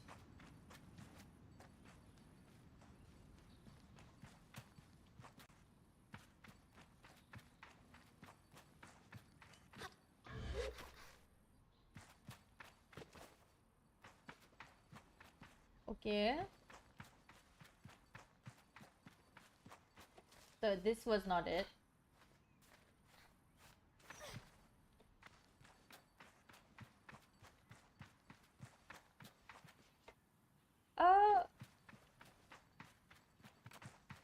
Huh. I guess I do have to do that. That's confusing. I didn't expect to be... Oh, I see. I see now. I figured out how to get up there. Dang, that's a long way up. That requires me to do a lot of freaking acrobatics, huh? A lot of gliding too. And climbing. That's fun, I suppose.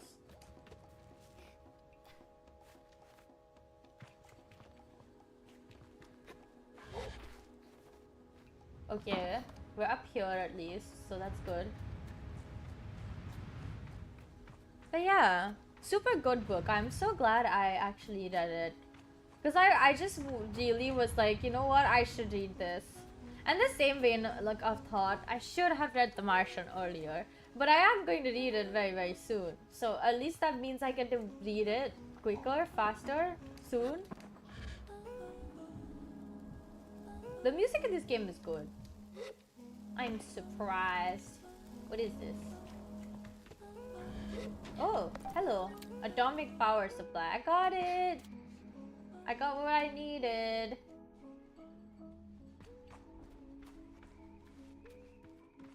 Yeah, we should be able to get out by crouching.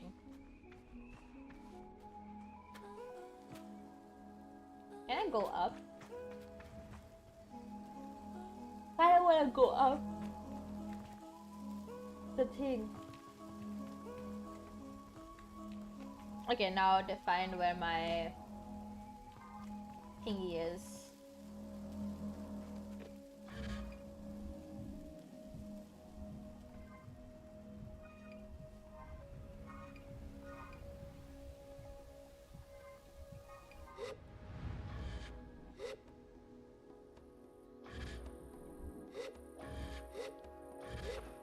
Okay, let's go to get my last little...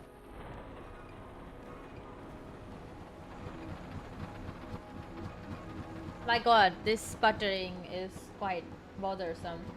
However, not much you can do about that, eh? But yeah, I'm really like... I'm so glad I read it. I really am.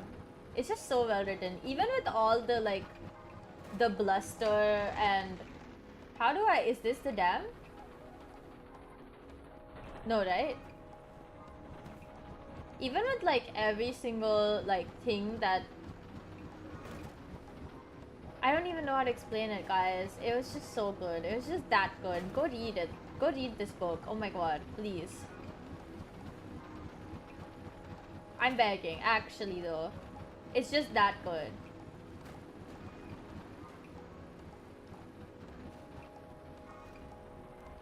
Oh, oh, oh. I just did like 70 360s, my gosh. I fall and I crash, and yet here I am. Still fine. Oh, oh, I did a... Haha, I still fell. Where do we go? Hold up. Which way do we go now? What is that?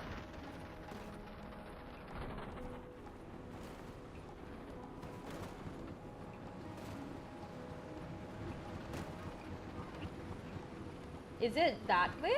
Where? Huh?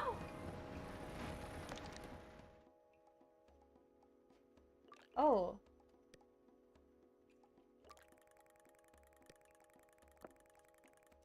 Oh, okay. I accidentally removed that marker, but it's fine. I hope I marked it back in the right place. Did I just go the wrong way so much that I need to go all the way back? Okay, this is quite funny. But yeah. This bike looks like it's on its last legs, truly. Not looks, but also feels like it's on its last legs. So I guess there's something on that, huh? Super fun though. Oh, I also started reading this new novel. Not an Andy Weir novel, but just like one of those translated novels I like to read. Which are good, they're really good. I started reading this one new novel, not even close to finished.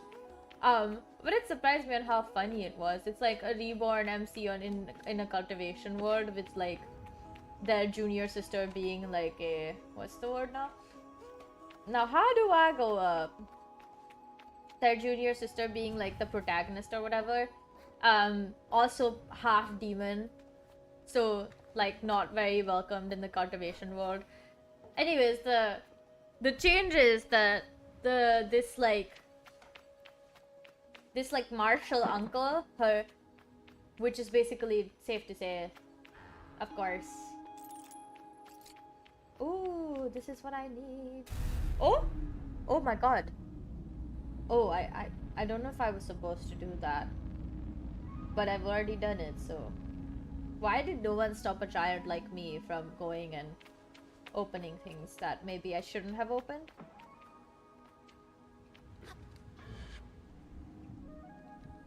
Okay, well, it's done, so we're going. You guys hear that? That's so scary, wow. Anyways, so I started reading one of those, and it's so funny because like the male lead, because it's a romance-based novel, okay? It's just romance. It like has nothing to do with cultivation, frankly. But the male lead is like a transmigrator, is what I'm assuming. He is so funny, good lord. He is like so awkward and so baby. Oh my gosh. You just wanna bite him and like cause problems, really. That's all I'm saying. Very fun. Very fun to read. I had so much fun reading that too. But again, it's not even close to finish. And I mean, like, but when I say not even close, I genuinely mean not even close. It's like so far away, you might as well, like, I might have to wait like a whole year before it's even close to finished. But it's good enough for me to want to wait. And, or, well, I'll probably be reading while it's being updated, so. You know. But yeah. Today has been eventful. I went out again after I came back home, at like after I finished reading the book I was reading today, mostly, which is of course, like you guys would know, like I told you guys, it is Project Hail Mary. I just also really like the name, I think. I like the name of the novel. It being called Project Hail Mary and then actually following through with it. And there was no like, he comes back to Earth and lives happily ever after sort of thing. It's like very realistic in that sense.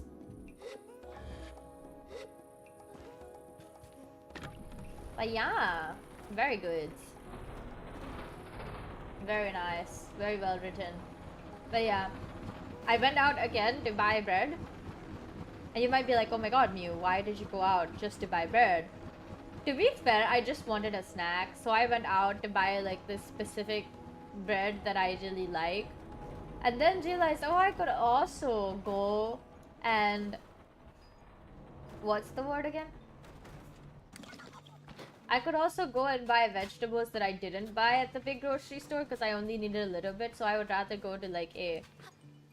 What's the word again? Ow. Oh my god, I forgot the word for the word that I was trying to use.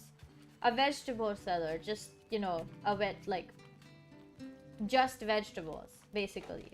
Point still stands, like, I just wanted to get some vegetables, I didn't need all that many, but at the big grocery stores, they usually sell them, you know, like, in bigger bags, and they don't have the option of just buying one potato or one onion, or, like me, one carrot, because I don't actually need a lot of carrot, also because the carrot is huge. The carrot is, mind you, huge. I return to Caesar with the parts, and it's as she waves me over that I feel a pang of sadness in my chest. When will I see her again once I'm gone? Well done, Sable. Yes, this is everything we need. Are you ready to assemble a bike of your own? I'm ready. Yeah, I am ready. Nothing else here for me. I love how we haven't even gotten to the part where I actually start exploring because I was talking so much. I just find that so extremely hilarious. Like it's gonna be almost 2 hours of me streaming, and like I spent more than a half of that just talking while not playing the game that I promised I would play. Caesar relaxes in the workshop. It isn't that she's particularly rigid or anxious ordinarily, but there's a certain calm beauty that one only appreciates when Caesar is in her element. I wonder if it's this way for all machinists. What you must understand, Sable, is that the components you've acquired, they fit together. Not by chance, not by effort, but by nature. They belong to her. They have always belonged to her. All we are doing is assembling her from what she has already been. I nod and feel soft buzzing in my ears. Among my clan, we believe that machines have names, held for ages like deep secrets, unheard by those unequipped to listen. We will find this one's name together. Oh, well, ain't that interesting? How do I... How do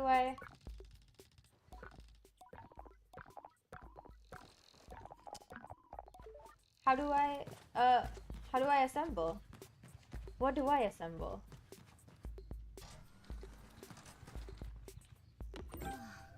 Gliding bike wings. Whoa, cool. Oh, so I actually have to, like, I have to actually make it. Gliding bike booster. Whoa, that sound.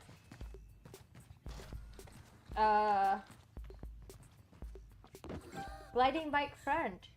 Wow, it looks so new now. Whoa, what was that?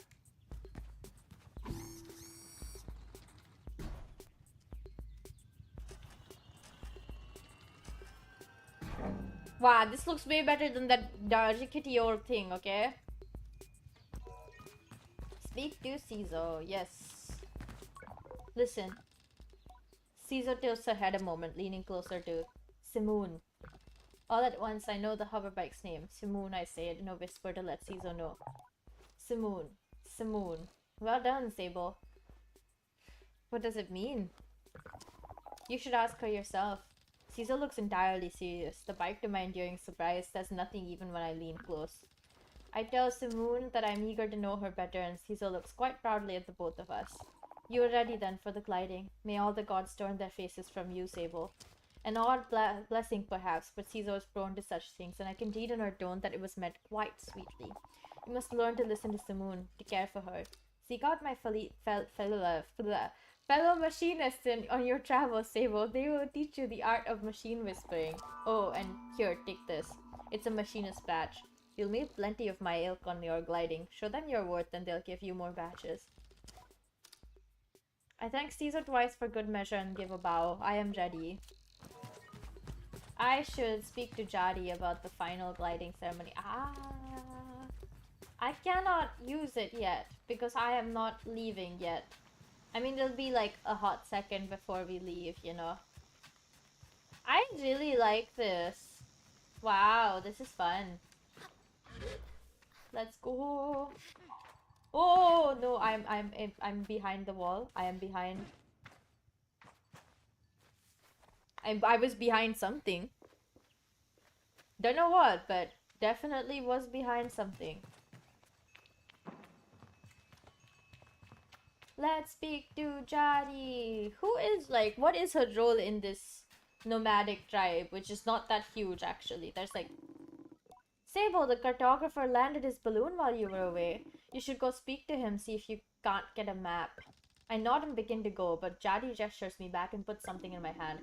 Here's some money to get you going on your journey. Use it mostly wisely, and then a little unwisely when the mood strikes. It's good to know the value of money, but you never want to be ruled by it. That is true. That is true. I thank Jadi effusively and head out on my way. Purveyor and Surveyor. Now, where is this guy? He is that? That is he? As she looked across the landscape, Zeki's shoulders sag a little. I wonder what she's thinking about. Well, you seem tired. I don't know how she's done it. That's Elira over there. Follow her gaze. Does she need help? No, she's fine and just parenting. Where is the cartographer? Hello? Is it there? Is that him? I feel like that's him. Is he the one who's making the whistle? Is he whistling? Am I reading that right? I think that's him. Guys, I think that's him, yeah. How did he get up there? I approached the cartographer. Wow, that is a very interesting mask. Ah, greetings, child. I saw you looking longingly at my great balloon. Quite a piece of work, isn't she? She really is. I nod enthusiastically. It really is an impressive vessel. However nervous I get imagining being up there all alone. I wonder if anyone's ever fallen off of one. Better not to ask right now. Good to meet you, and oh, I should introduce myself. I'm Jordan. I tell him I'm Sable. Suppose if you come all this way to see me, it's probably a map you're after, eh, Sable? I would love a map. I tell the cartographer I'd love a map. Of course you would. That'll be 50 cuts. I'll buy that map. Let's trade then. Okay, I did it. We bought you some...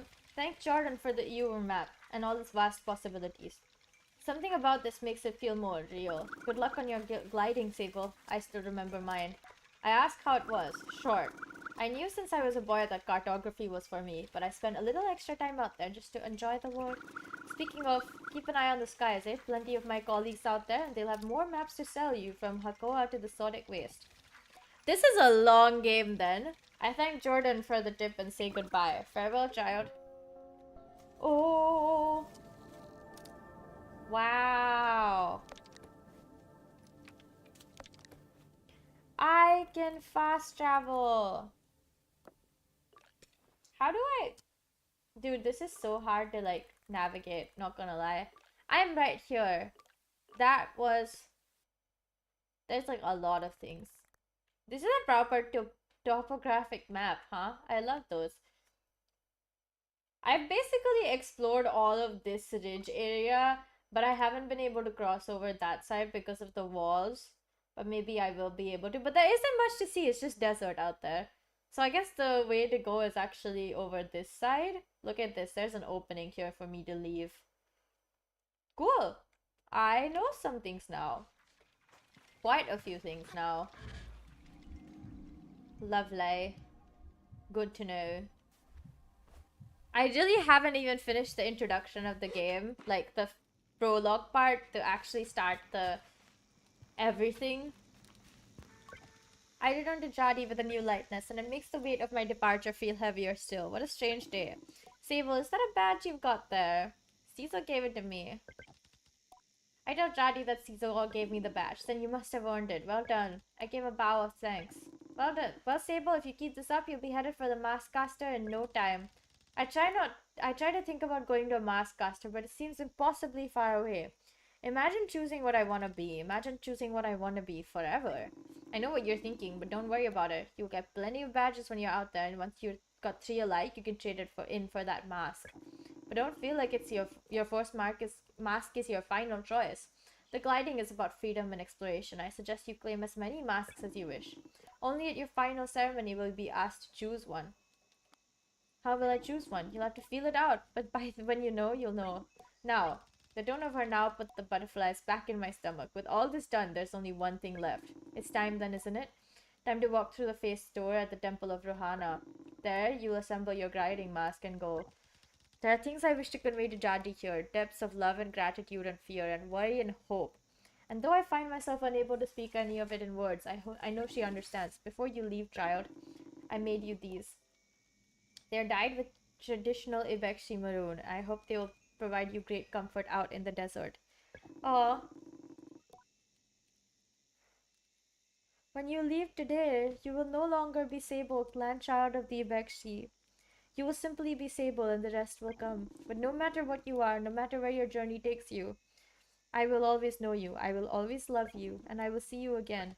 I don't know where my journey will end, but I know where it must begin, and I am ready. Wow! This game is gonna be really good. I know, I've been playing it for a hot second, but I'm gonna be honest, it's gonna be so good, guys. Let's go! It's very cool, the gliding thing and the...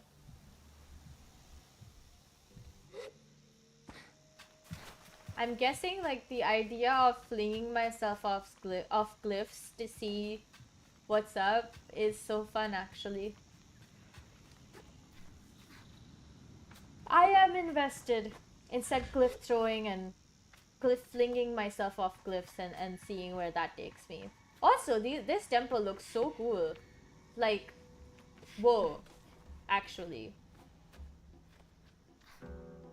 I'm not gonna make it. But am I? I'm not gonna make it up is all I'm saying. Look at that. How would you have gotten up there if you don't know how to, like, climb? I guess it's not, like, a question to ask, because if you're here, you would know how to climb, yes? Wasn't this where I was before? Where I came here to, like... This is where I started, right? Yo, what? In the world? Yeah, this is where I started. It looks very different now. Whoa! That was spooky. Temple of Rohana. That's her, Rohana.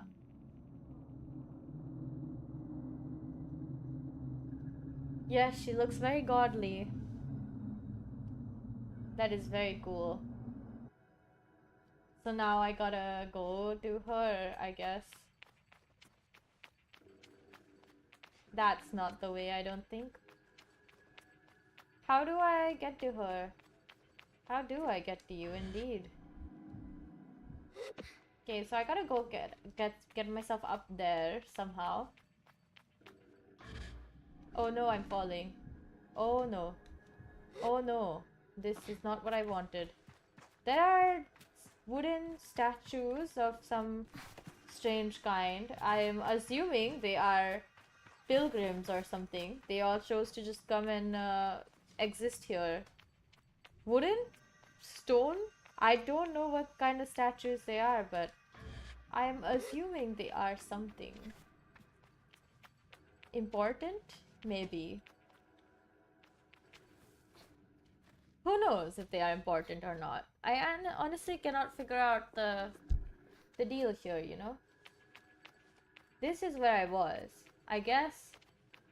My best guess is I should go over there, right? But However, do I go up, like, further up these stairs? There's also one way over there that seems like it might be viable as a pathway. That being said, I honestly have no way of going up unless I figure out a way to go up. That is, if I figure out a way to go up.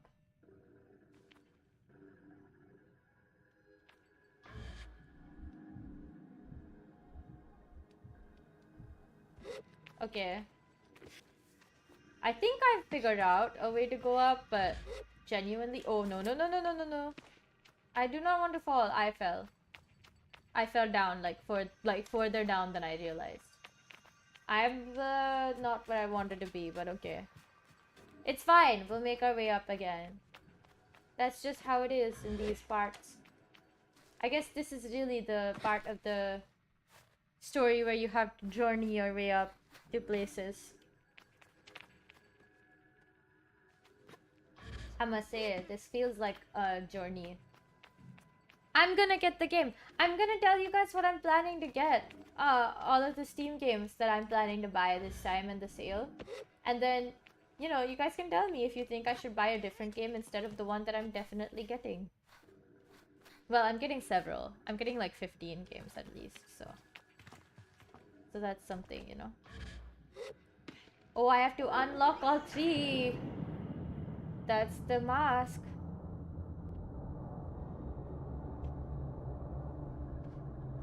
Oh, I thought it was just like do one and then you're gonna be, you know, magically transported to where you need to go. But I am wrong. That much I know. Okay, oh, I fell into the thing where it would stop. That's fun. Okay, well now I gotta figure out a way to get to the next place. Ooh, lovely. Wait a second.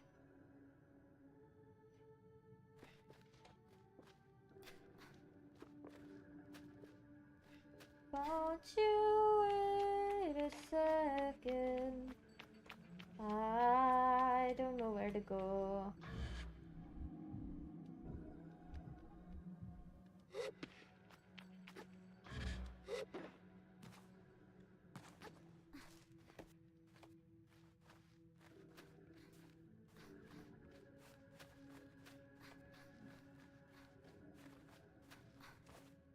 Okay. Okay.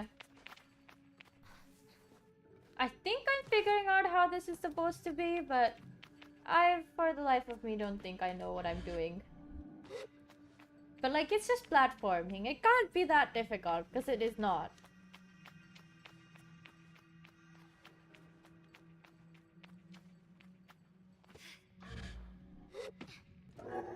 Oh? That's another piece of this puzzle. And the last one is over on the other side, so I don't think it's gonna be super difficult to get there. There we go. Look, are we seeing the same things, guys? Surely there is a way to get there without, you know.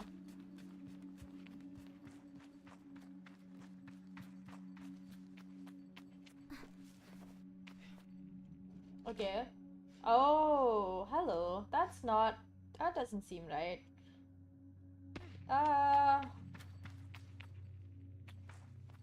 Okay. Maybe it's like this.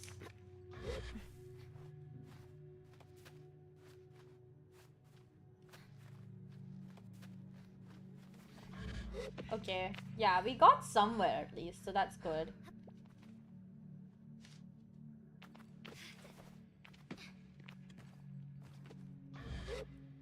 No!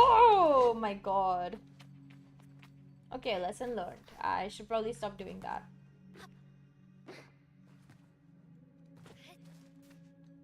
Okay. No, no, no, no, no, no. Why do I keep falling? Off the sides even. That's the worst place to fall off of.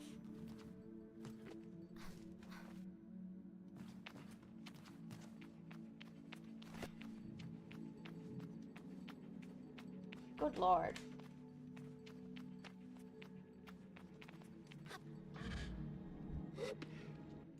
Okay, we did it, I think.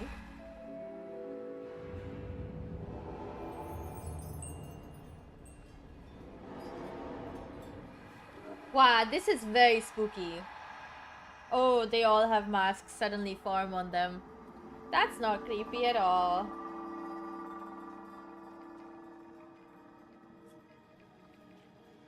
Oh, is that the mask I'm supposed to get?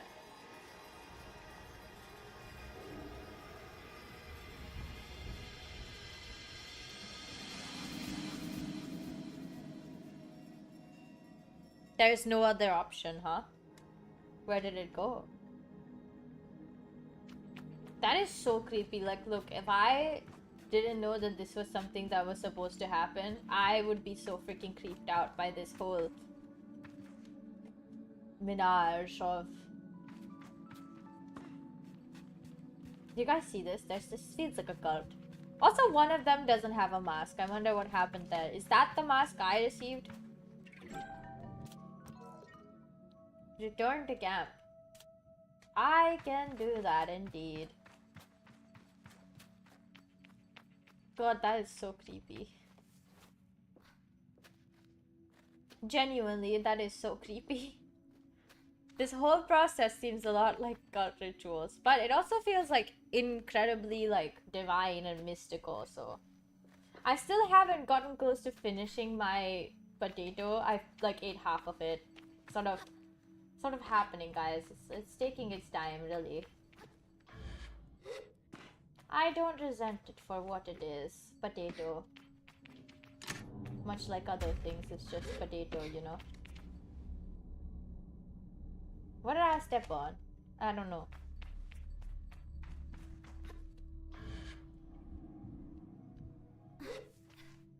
Okay, finally some color is returning. That's interesting that during like this cutscening and any of these temples, the color completely starts fading away. It becomes sort of spooky. Let's keep going. Off we go now.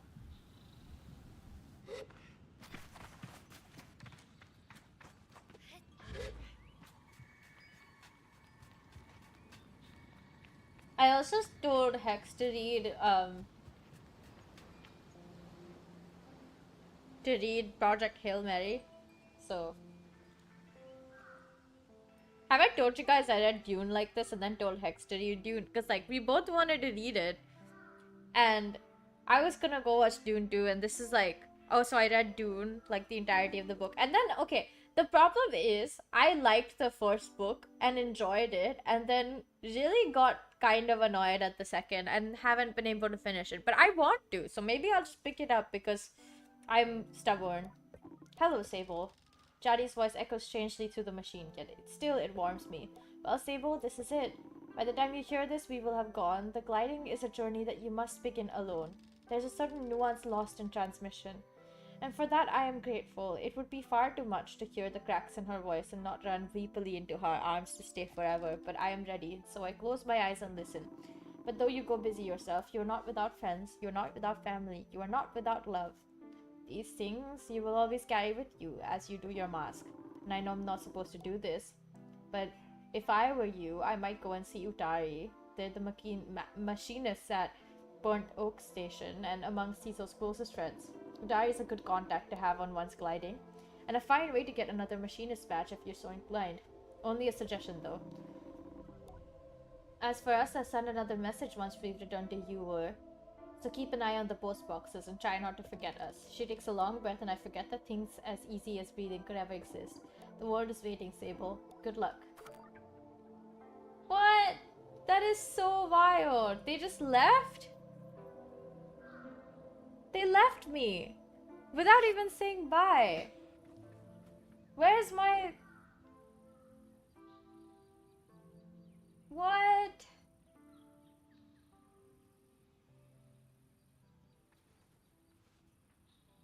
That is so crazy. Leave the canyon.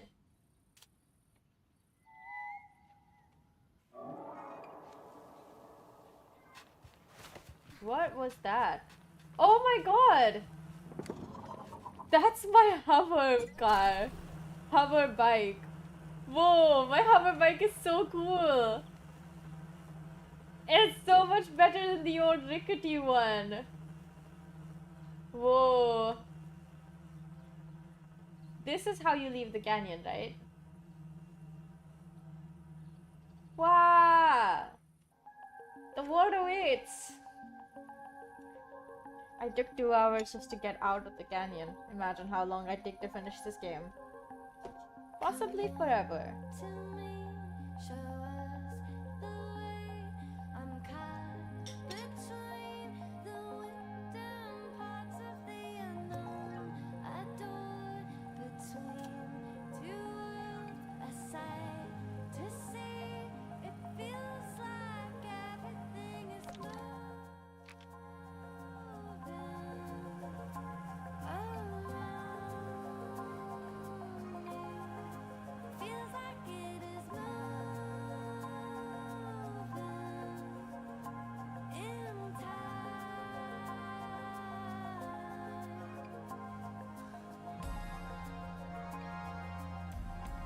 I like the song.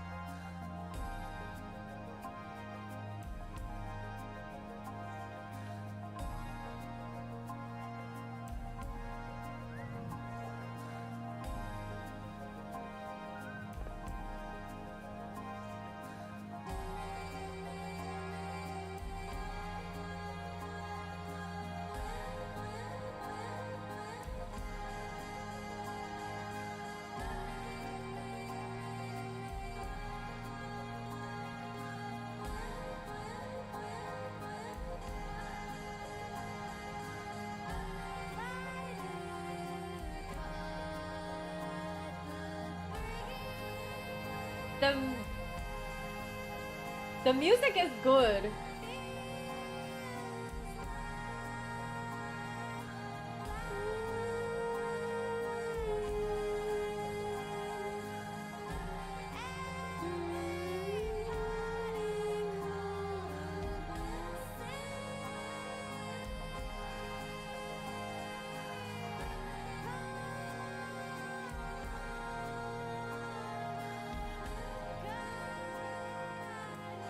Honestly, I might not be the best at the gliding.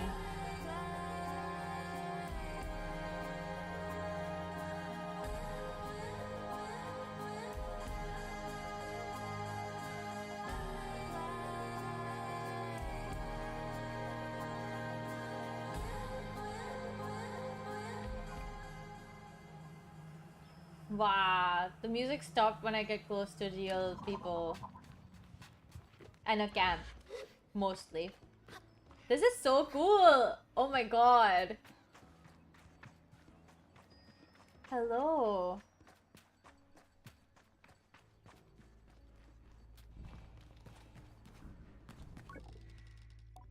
It's a challenge not to view scrappers through quite a romantic lens. As I look towards my gliding as a child, I pictured myself a dust-covered traveler exploring strange, forbidden places and finding strange, forgotten things, a treasure hunter of old and arcane objects. And though I'm certain the grind of sifting through sand and dirt for useful tools and things left over can wear anyone down, I cannot help but weave some thread of fantasy into the reality of my works. Greetings, glider. My name's Alton. I give a bow and introduce myself as Sable. You find much scrap metal out there, Sable? It's been known to happen. Good, good. Atlan leans back and looks up at the ceiling thoughtfully. Got a task for you then, if you're up for it. The hesitation in my voice is a product of gentle intimidation, but I stand up straight and casual enough to seem I'm up for anything. Atlan seems to believe it, though.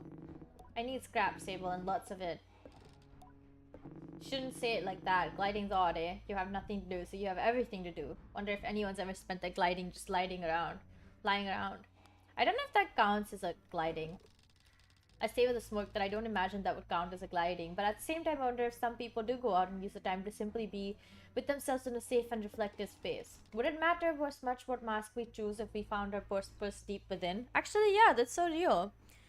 It's like sort of like this is supposed to be like explore the world, figure out who you want to be sort of situation, but if you know who you want to be, and this gliding is simply just you chilling. Should I be doing that? I mean, there's nothing wrong with it. I think that's a good concept, especially for people who might have to grow up a bit too early. Atlin? I've been calling him Atlin, but his name is Alton. Like in... Okay. I'm not gonna give you guys that joke because I don't think it... I don't think the reference makes sense. Unless you have especially my brain. Specifically my brain. Anyhow, the task. Let's see if you can understand this one, yeah? It's a bit complex.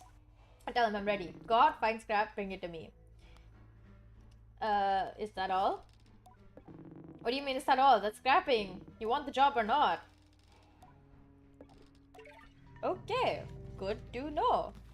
I have learned. This guy literally just wanted to... Oh my god, this map is huge, by the way.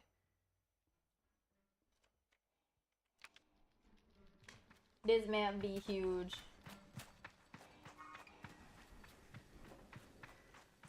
I think this is where I need to be.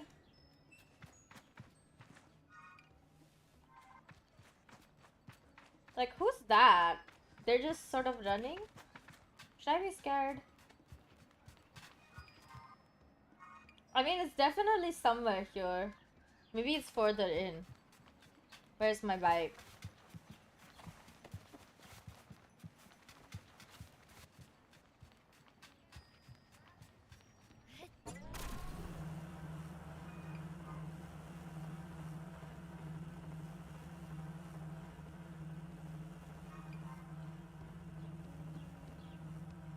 I'm definitely at the right place, I think.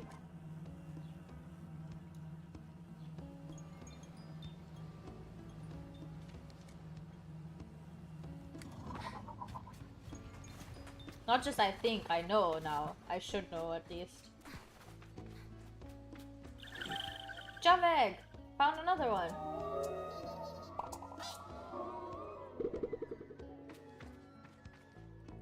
I have no idea what those do, but seems pretty funny, huh?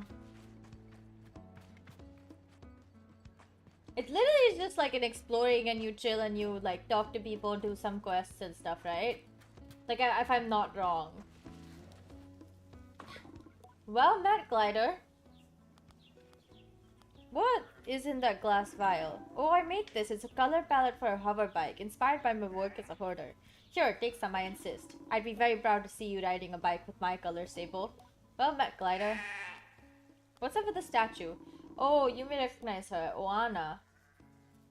She was a great herder of many creatures. They say she came from the whale and herded the ancestors of the creatures we heard today. We teach that keeping your herd near her statues will keep them together well fed and healthy. See you around. Oh. Okay. Ain't that interesting. Narrow stalk fig. Oh, that's a glider. Those are gliders, yes. The machinist looks me over. You're late. For what? For meeting what? For our meeting what? You ought to have come here sooner. I asked the machinist how they know me. I do not know you, not yet.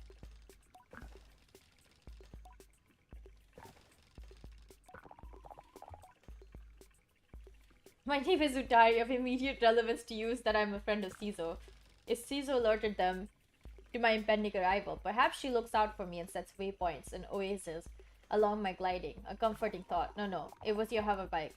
I heard it for the first time months ago and felt the shape of its voice. Of her voice, sorry. I tell Utari that it was not Simoon they heard, for Cizo and I had only built her a few days hence. They waved their hands at me in a hurry. Did Cizo teach you so little? The voices of our machines are eternal, more ancient even than their forms. I hear them, as I always have, and yours I thought would revisit me sooner, but here we are. Now let us speak of why you have come. Our needs converge atop the wind tower. Tell me more. Something has stopped the tower working. I was hours away from going to see it myself, but you and Simoon came after all. Go there, mend what is broken, and soothe what is hurt, and I will give you what you seek. A direction. I will be waiting for you. Travel swiftly and safely. Alright! I can do that, actually. It's cool that I get to just... Now, where is this tower?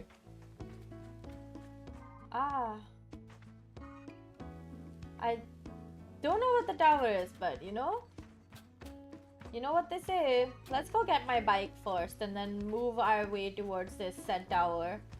And yeah. I can customize my bike, guys. Oh my god, that is so exciting.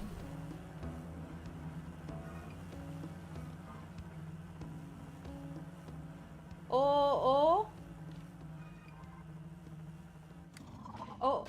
no, that's not what I meant to do. This is so cool. Oh my god. How exciting.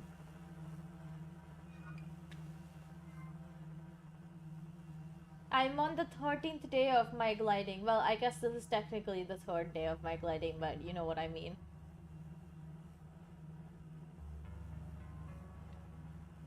Haven't I been saying I wanted to rewatch Dune, right? And so I have been thinking of like how I should rewatch it, like in terms of where I should rewatch it. And I realized it's not on any of the platforms I currently like use. Like, brother, you are not for real, yes? I must emphasize, when I say not on any of the ones that I currently use, any platforms, any of them, I cannot find it on Netflix. I cannot find it on Disney Plus. I cannot find it on on literally anywhere. I guess I am in the right place. Is this the tower? Am I in the right oh my gosh. Am I in the right place? Is this the turbine? I don't know. I simply do not know, so I guess we will find out, indeed. You can climb so many things! Oh my god! This is so cool! How does a game like this simply exist?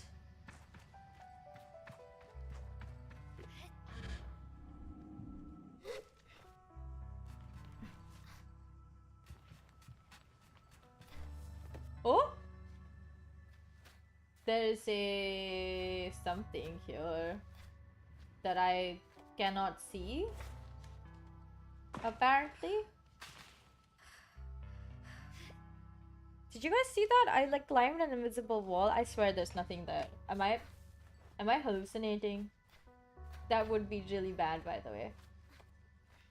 In a game? No, there's definitely something here that's not visible.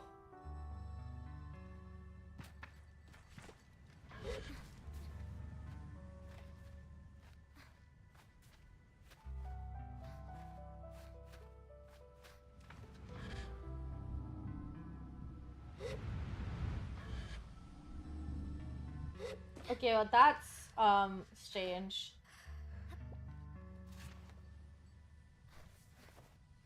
What the heck?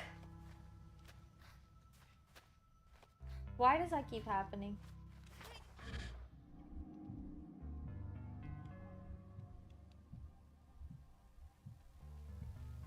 Now how am I supposed to climb a wall that I cannot see where the end or the beginning is? That is quite funny, I must admit.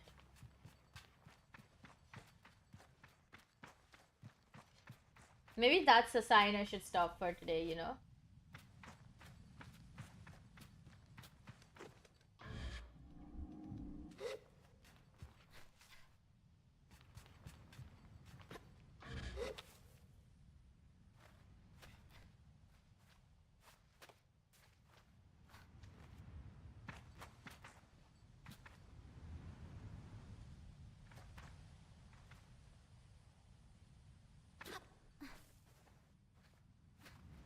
Maybe?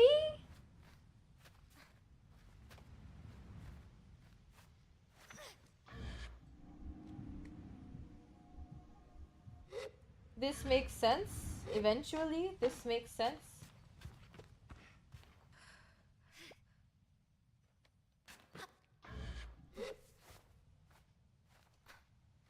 How am I supposed to make it make sense if it doesn't, like, there's only up. There's only up, guys.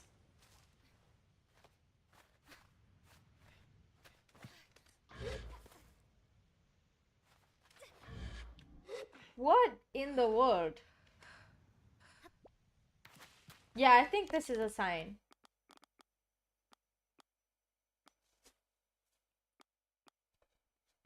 Yeah, you know what? It's a sign.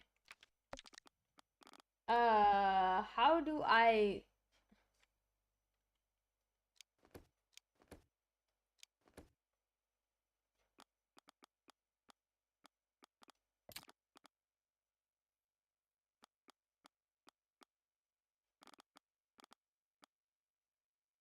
Wow.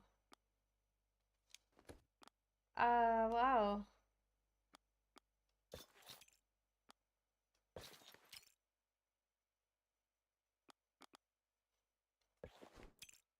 I can do a lot, guys. Save. Yes. Exit. Yes. I think that was a sign to stop. And honestly, it was probably a good time too. It's been 2.5 hours of me playing. Not super long, but this is a good game. I am I'm surprised by how much I liked it. I knew I would like it, that's for sure, but I didn't think it would be this much. It's it's really nice. I'm glad. I'm glad. I'm glad I got to play it. Good game. Good game indeed. Very cool. Oh my gosh. I'm just checking right now what the free games for this week are. It's Backpack Hero and Figment, and next week they're giving away Figment 2 as well. So now I feel like, okay, I already have Figment. There's no need for me to get it again. But I definitely do want to get Figment 2 because that means I have like both the games and then I can play it. They're giving away a lot of good games. And also Skyracket next week. I don't know what that is, honestly. Wow. It's like a break or shoot 'em up game. I shoot 'em up big shmup breaker. That does look interesting, by the way, this game. Skyracket. I'm very slowly getting through my potato. And I mean so slow, even I'm surprised. But yeah. Damn. Damn. Genuinely, like, oh yeah, I was gonna tell you guys about what games I'm getting. Okay. I have 15 games in my cart. Hyper Demon. Heard about this game from Noodle? I'm not gonna lie, it literally looked so fun that I have to get it. And then there's this Glass Masquerade game series. It's like a puzzle game. So I decided I should get that. I'm getting the DLC for Poppy Playtime Chapter 2. I didn't think I would be getting this, but Poppy Playtime did so good. I was just like, well, like the stream. When I streamed it the first time, the stream went kind of crazy. So I thought, just for the sake of getting a little bit more visibility, I might do it. Even though it did not feel particularly challenging or scary. So the main thing in Poppy Playtime, I think, is the jump scares, but whatever. Fancy Pants Adventures. I have been looking forward to playing this game, so that. The Closing Shift, Chilla's Art. I just thought now's a good time to get another Chilla's Art game, and I think Closing Shift is relatively less weird, like in terms of the karaoke and I think the streaming one are both like kind of, oh my god, they're kind of like really creepy and they deal with quite a lot of heavy themes. So I wanted to see if I could get one that was maybe not as heavy. Niwa, the game made by the same, like the one like basically Gris's spiritual successor, Dave the Diver, Outer Wilds, Forgive Me Father 2. Okay, I'm getting some good games, okay? Outer Wilds, Forgive Me Father 2, Dave the Diver, all I've heard are excellent. Also, I played like the demo for Forgive Me Father 2 and I just so good. Little Goody Two Shoes. I played the demo for this and I was so impressed. So I actually really want to play it. Hollow Knight. I'm getting Hollow Knight. We're gonna play it. We're gonna get my ass kicked, but it's fine. Metal Hellsinger. Oh my gosh. I heard about this game from I don't remember where. But I remember looking at it and being like, holy shit. A rhythm game? Like a music based game, a rhythm game that also is like literally full of combat is gonna be so cool. And the music is all metal music apparently, so very cool. Crypto the Necrodancer. I've known about this game for a while, so I just want to get it because I think it's just gonna be so good. I'm gonna get Say the Princess and Journey because I just think Journey will be a good time. Okay, I'm gonna be honest. I've heard Journey will be like Journey is really good as a game and I want to play it with you guys. So I'm spending like about $60 ish this time. I didn't expect to spend that much, not gonna lie. Hello. Hi. Hi, Gator. How you doing? I'm just telling y'all about all the games that I'm gonna get this time during the sale. I mean, the sale's like, it's like 7 days before it gets over, so if anyone's like, you know, if anyone's like, oh my god, I need to get some games, now's the time. I heard about Hyper Demon like 2 days ago, I think. I watched a video made by Noodle, one of my favorite YouTubers ever. Also, he does specifically a lot of content about gaming and art and animation and like just the industry in general. So I think all the views that he puts forward and all the things that he talks about like are very interesting. And the way he explains everything he does is really well done. And I like what he says, basically. Which is why I'm like, I watched the video and they were like, he was recommending FPS games or like just, shooter styles titles. And he recommended this game called Hyper Demon. It looked absolutely insane. I have to explain how insane it looked. It looked like you were on like a heroin trip. Okay? But at the same time, it looked so freaking fun. And I was watching the footage that he was showing, and it looked so fun that I was like, no, I need this. I don't care if I'm gonna be bad at it. I don't care if it gives me, like, makes me want to be like, what the heck is happening? But I want this game so bad. So I'm getting it. And I saw that 2 days ago. It was not even in my original list. My original list didn't have Hyper Demon or Glass Masquerade. I just saw that Glass Masquerade game. Like, it's just a puzzle game. Like, seems pretty chill. Because it was, like, on discount for $1.50. All the 3 games that exist. So I was like, well, I'm gonna get a good deal like this anytime soon. So might as well, get the whole bundle. Yeah. This is probably gonna be like once a year spend. I don't want to spend like a lot of money on buying new games if I'm not gonna play the new games. I just have a lot of games. Plus, like, Epic Game Store keeps giving away one game every single week. Sometimes it's 2. At that point, I think, like, the amount of games I have is slowly is creeping towards more than 300. So, that's the reason to slow down. It would be incredibly dumb of me to keep buying games if I'm not gonna finish playing them. So, yeah, that's why. The game I'm most excited about from the ones that I'm gonna buy is actually Little Goody Two Shoes and Metal Hellsinger.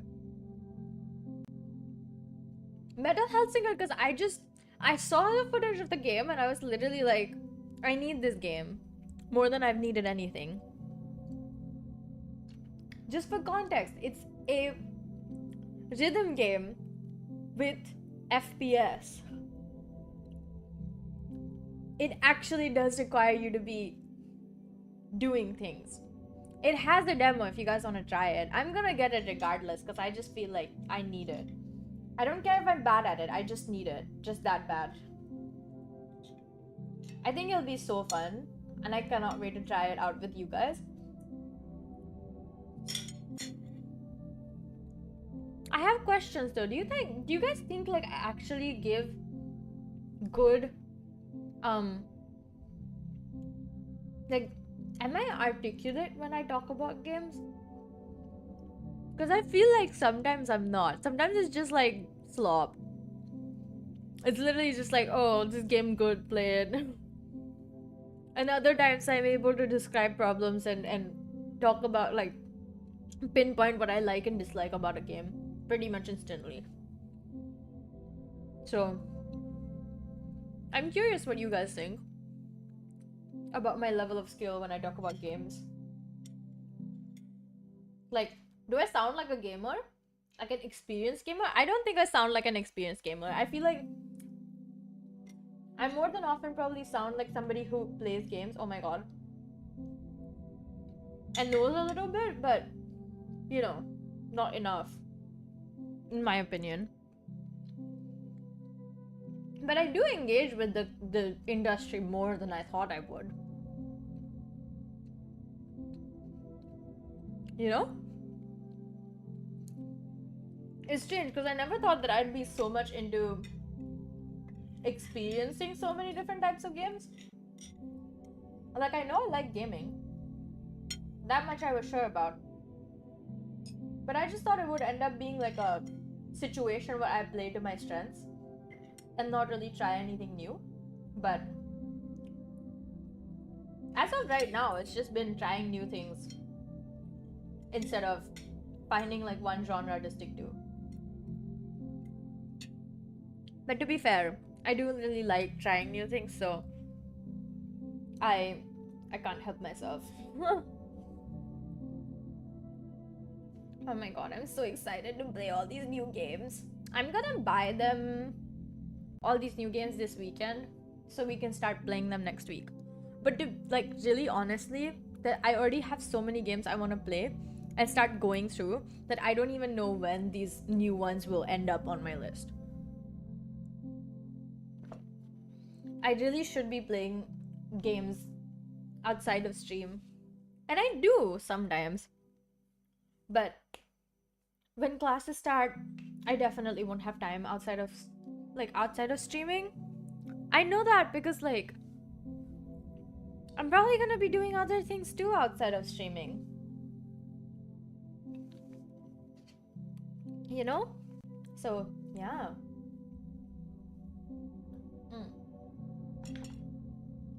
Something's wrong with my water. It tastes bitter.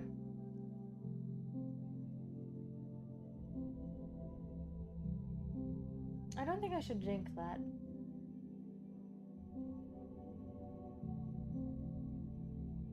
Yeah, something's wrong with that water I just drank.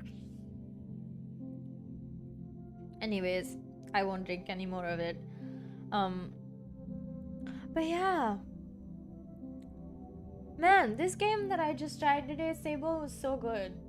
I'm excited to play more of it. Not today though. I think today we were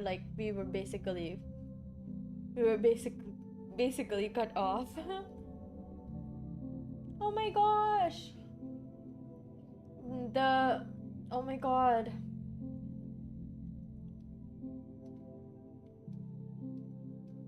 Oh my god. There's another patch update for Hades too. Not like a big one, but wow. Wow. Anyways, I think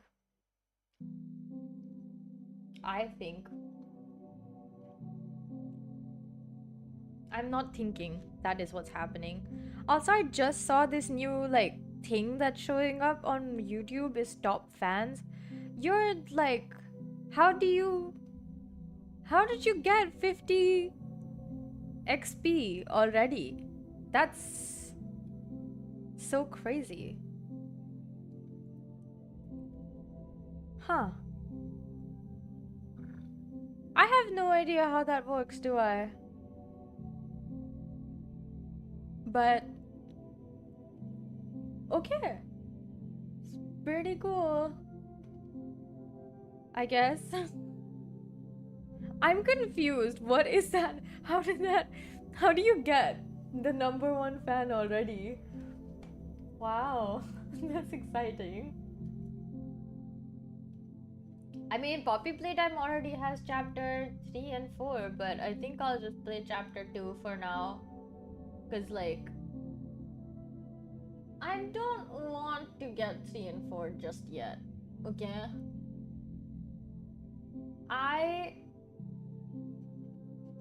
Chapter 2 is supposed to be 3 times the length of chapter 1, which is chapter 1 was like around an hour and some for me to finish. So I don't think it's gonna be all that very long. But you know, I am excited to finish playing it. Oh my god. Slowly. I will slowly try to get the,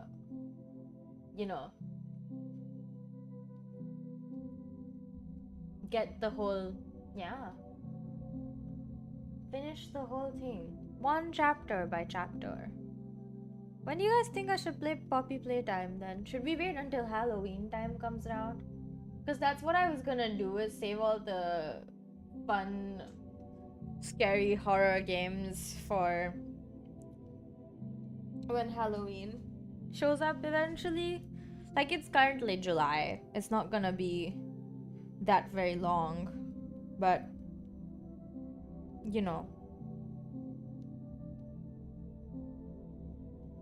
I don't know if I should play it earlier or later.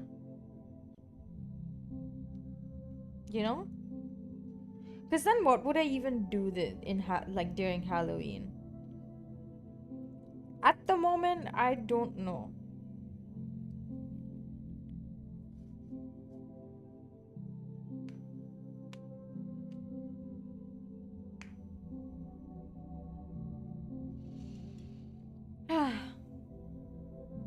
Man, my brain is so empty. I'm so sorry. Like, I have nothing in my brain except for, wow, I really liked Hail Mary. It was so much fun. Wow. Project Hail Mary was really good. I'm really glad I played it. It was good, very good. I'm happy I played it. I mean, I read it, not played it. If they made a game like that, I don't think it would make sense, because it's a very linear story and it ends. There's like, even though it's kind of an open ending, it just ends. There's not much you can do to like make it playable as a game. But I think a movie would be really cool. I would play a Martian game. Like, I would play The Martian as a game. I wouldn't mind. I think it would be a very interesting way to engage with the story. Wow, why is nobody making that a game? Well, first of all, you need to get the IP rights to it, but yeah. You know, it's funny though. I liked reading it so much and I finished it so quickly that I almost didn't realize that I finished it. I think it was around 2 hours, less than 2 hours. I don't know, I didn't keep track, but I did have a lot of fun reading it. It was really good. Can't wait to read more books, man. That's really what my life is like. It's just a whole thing of let's read and keep reading and then more reading. It's good. I like it that way. It's fun. But yeah, I still don't know when my bed is gonna be moved, but ideally I'm hoping it's this weekend. Because if it's this weekend, then I can set up whatever I need to in my room and then also order all the furniture that I need to get to, you know, well,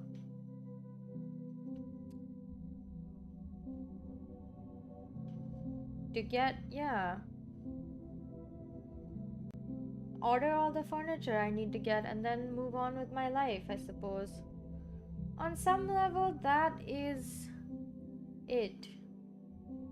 Because I also have to actually assemble my bed and open my mattress, and that part I would like to do sooner rather than later, because if I wait too long then I won't be able to return my mattress. And they said you should open your mattress within 14 days of receiving it, and it has been, I think, 3 days, 4 days. So I'm gonna send a text to my landlord tomorrow asking about, you know, if we're shifting the beds today. Moving the beds, shifting the beds, I don't know, man. Whatever needed with the beds, okay? Something needed with the beds that needs to be done. Yeah, I'm just really excited to have my new room. It's necessary. It is necessary. Oh my god. Because I'm thinking, like, oh my god, if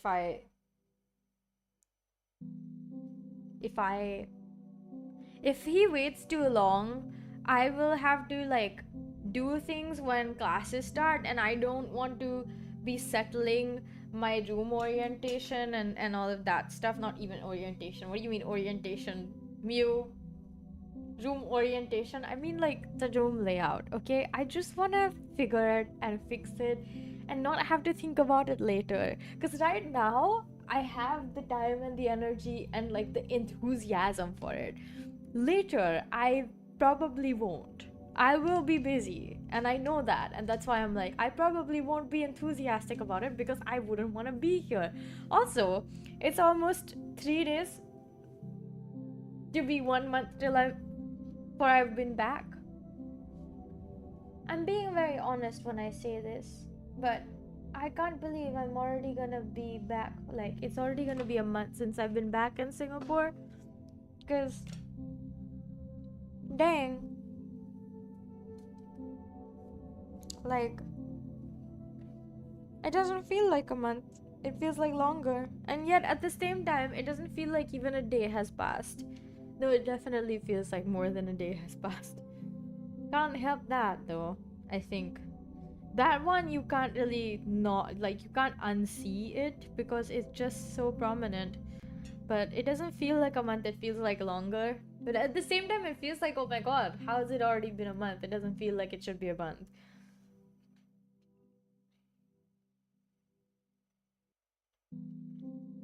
God.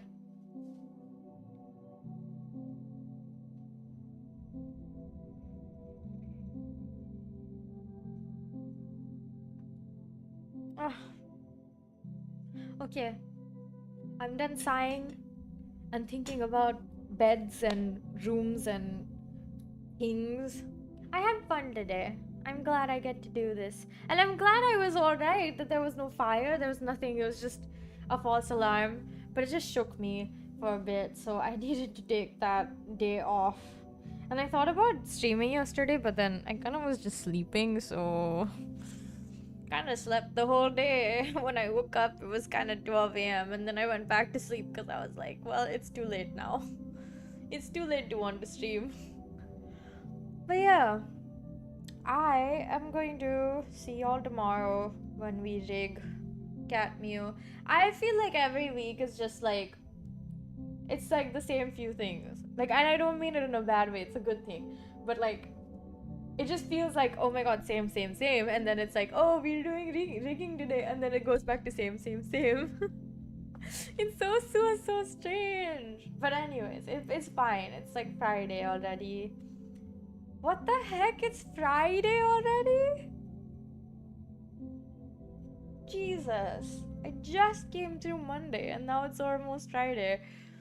Well, hopefully, fingers crossed, my landlord won't tell me tomorrow that, oh, we're gonna shift the beds tomorrow, which means, I mean, not tomorrow, but day after, like Saturday and Sunday, sometime in that window of the weekend, because then I can actually do things for my room. I don't know, it's stressful in ways I didn't expect it to be, that's for sure. But yeah, I'll stop talking about the bed and the room and everything related to that, because honestly I've had enough of it. I imagine everyone else has to. However, I must say this with caution, with love. I'm moving to my chatting, like, oh my god, chatting screen. I'm gonna start saying bye, because holy shit, do I take a long time to end streams, huh? Anyways, oh my god, I really do take a long time to end streams. I'll see y'all tomorrow when we rig, and then the day after when I sing, and then the day after when I play Driftwave, which is it's a free game. Oh my god, this game is actually a free game. On Steam. I don't know what it's about, and I don't know what it looks like. I know it's like a game that you can play, and it's cars and racing, I think, and it's just like, I'm assuming it's, as the name suggests, drifting and with music. I know that it has good music. That's probably why I even added it to my Steam, like, library.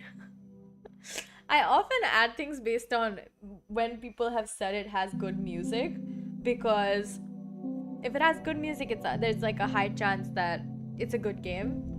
Making good music for a game, I think, is harder than making a good game.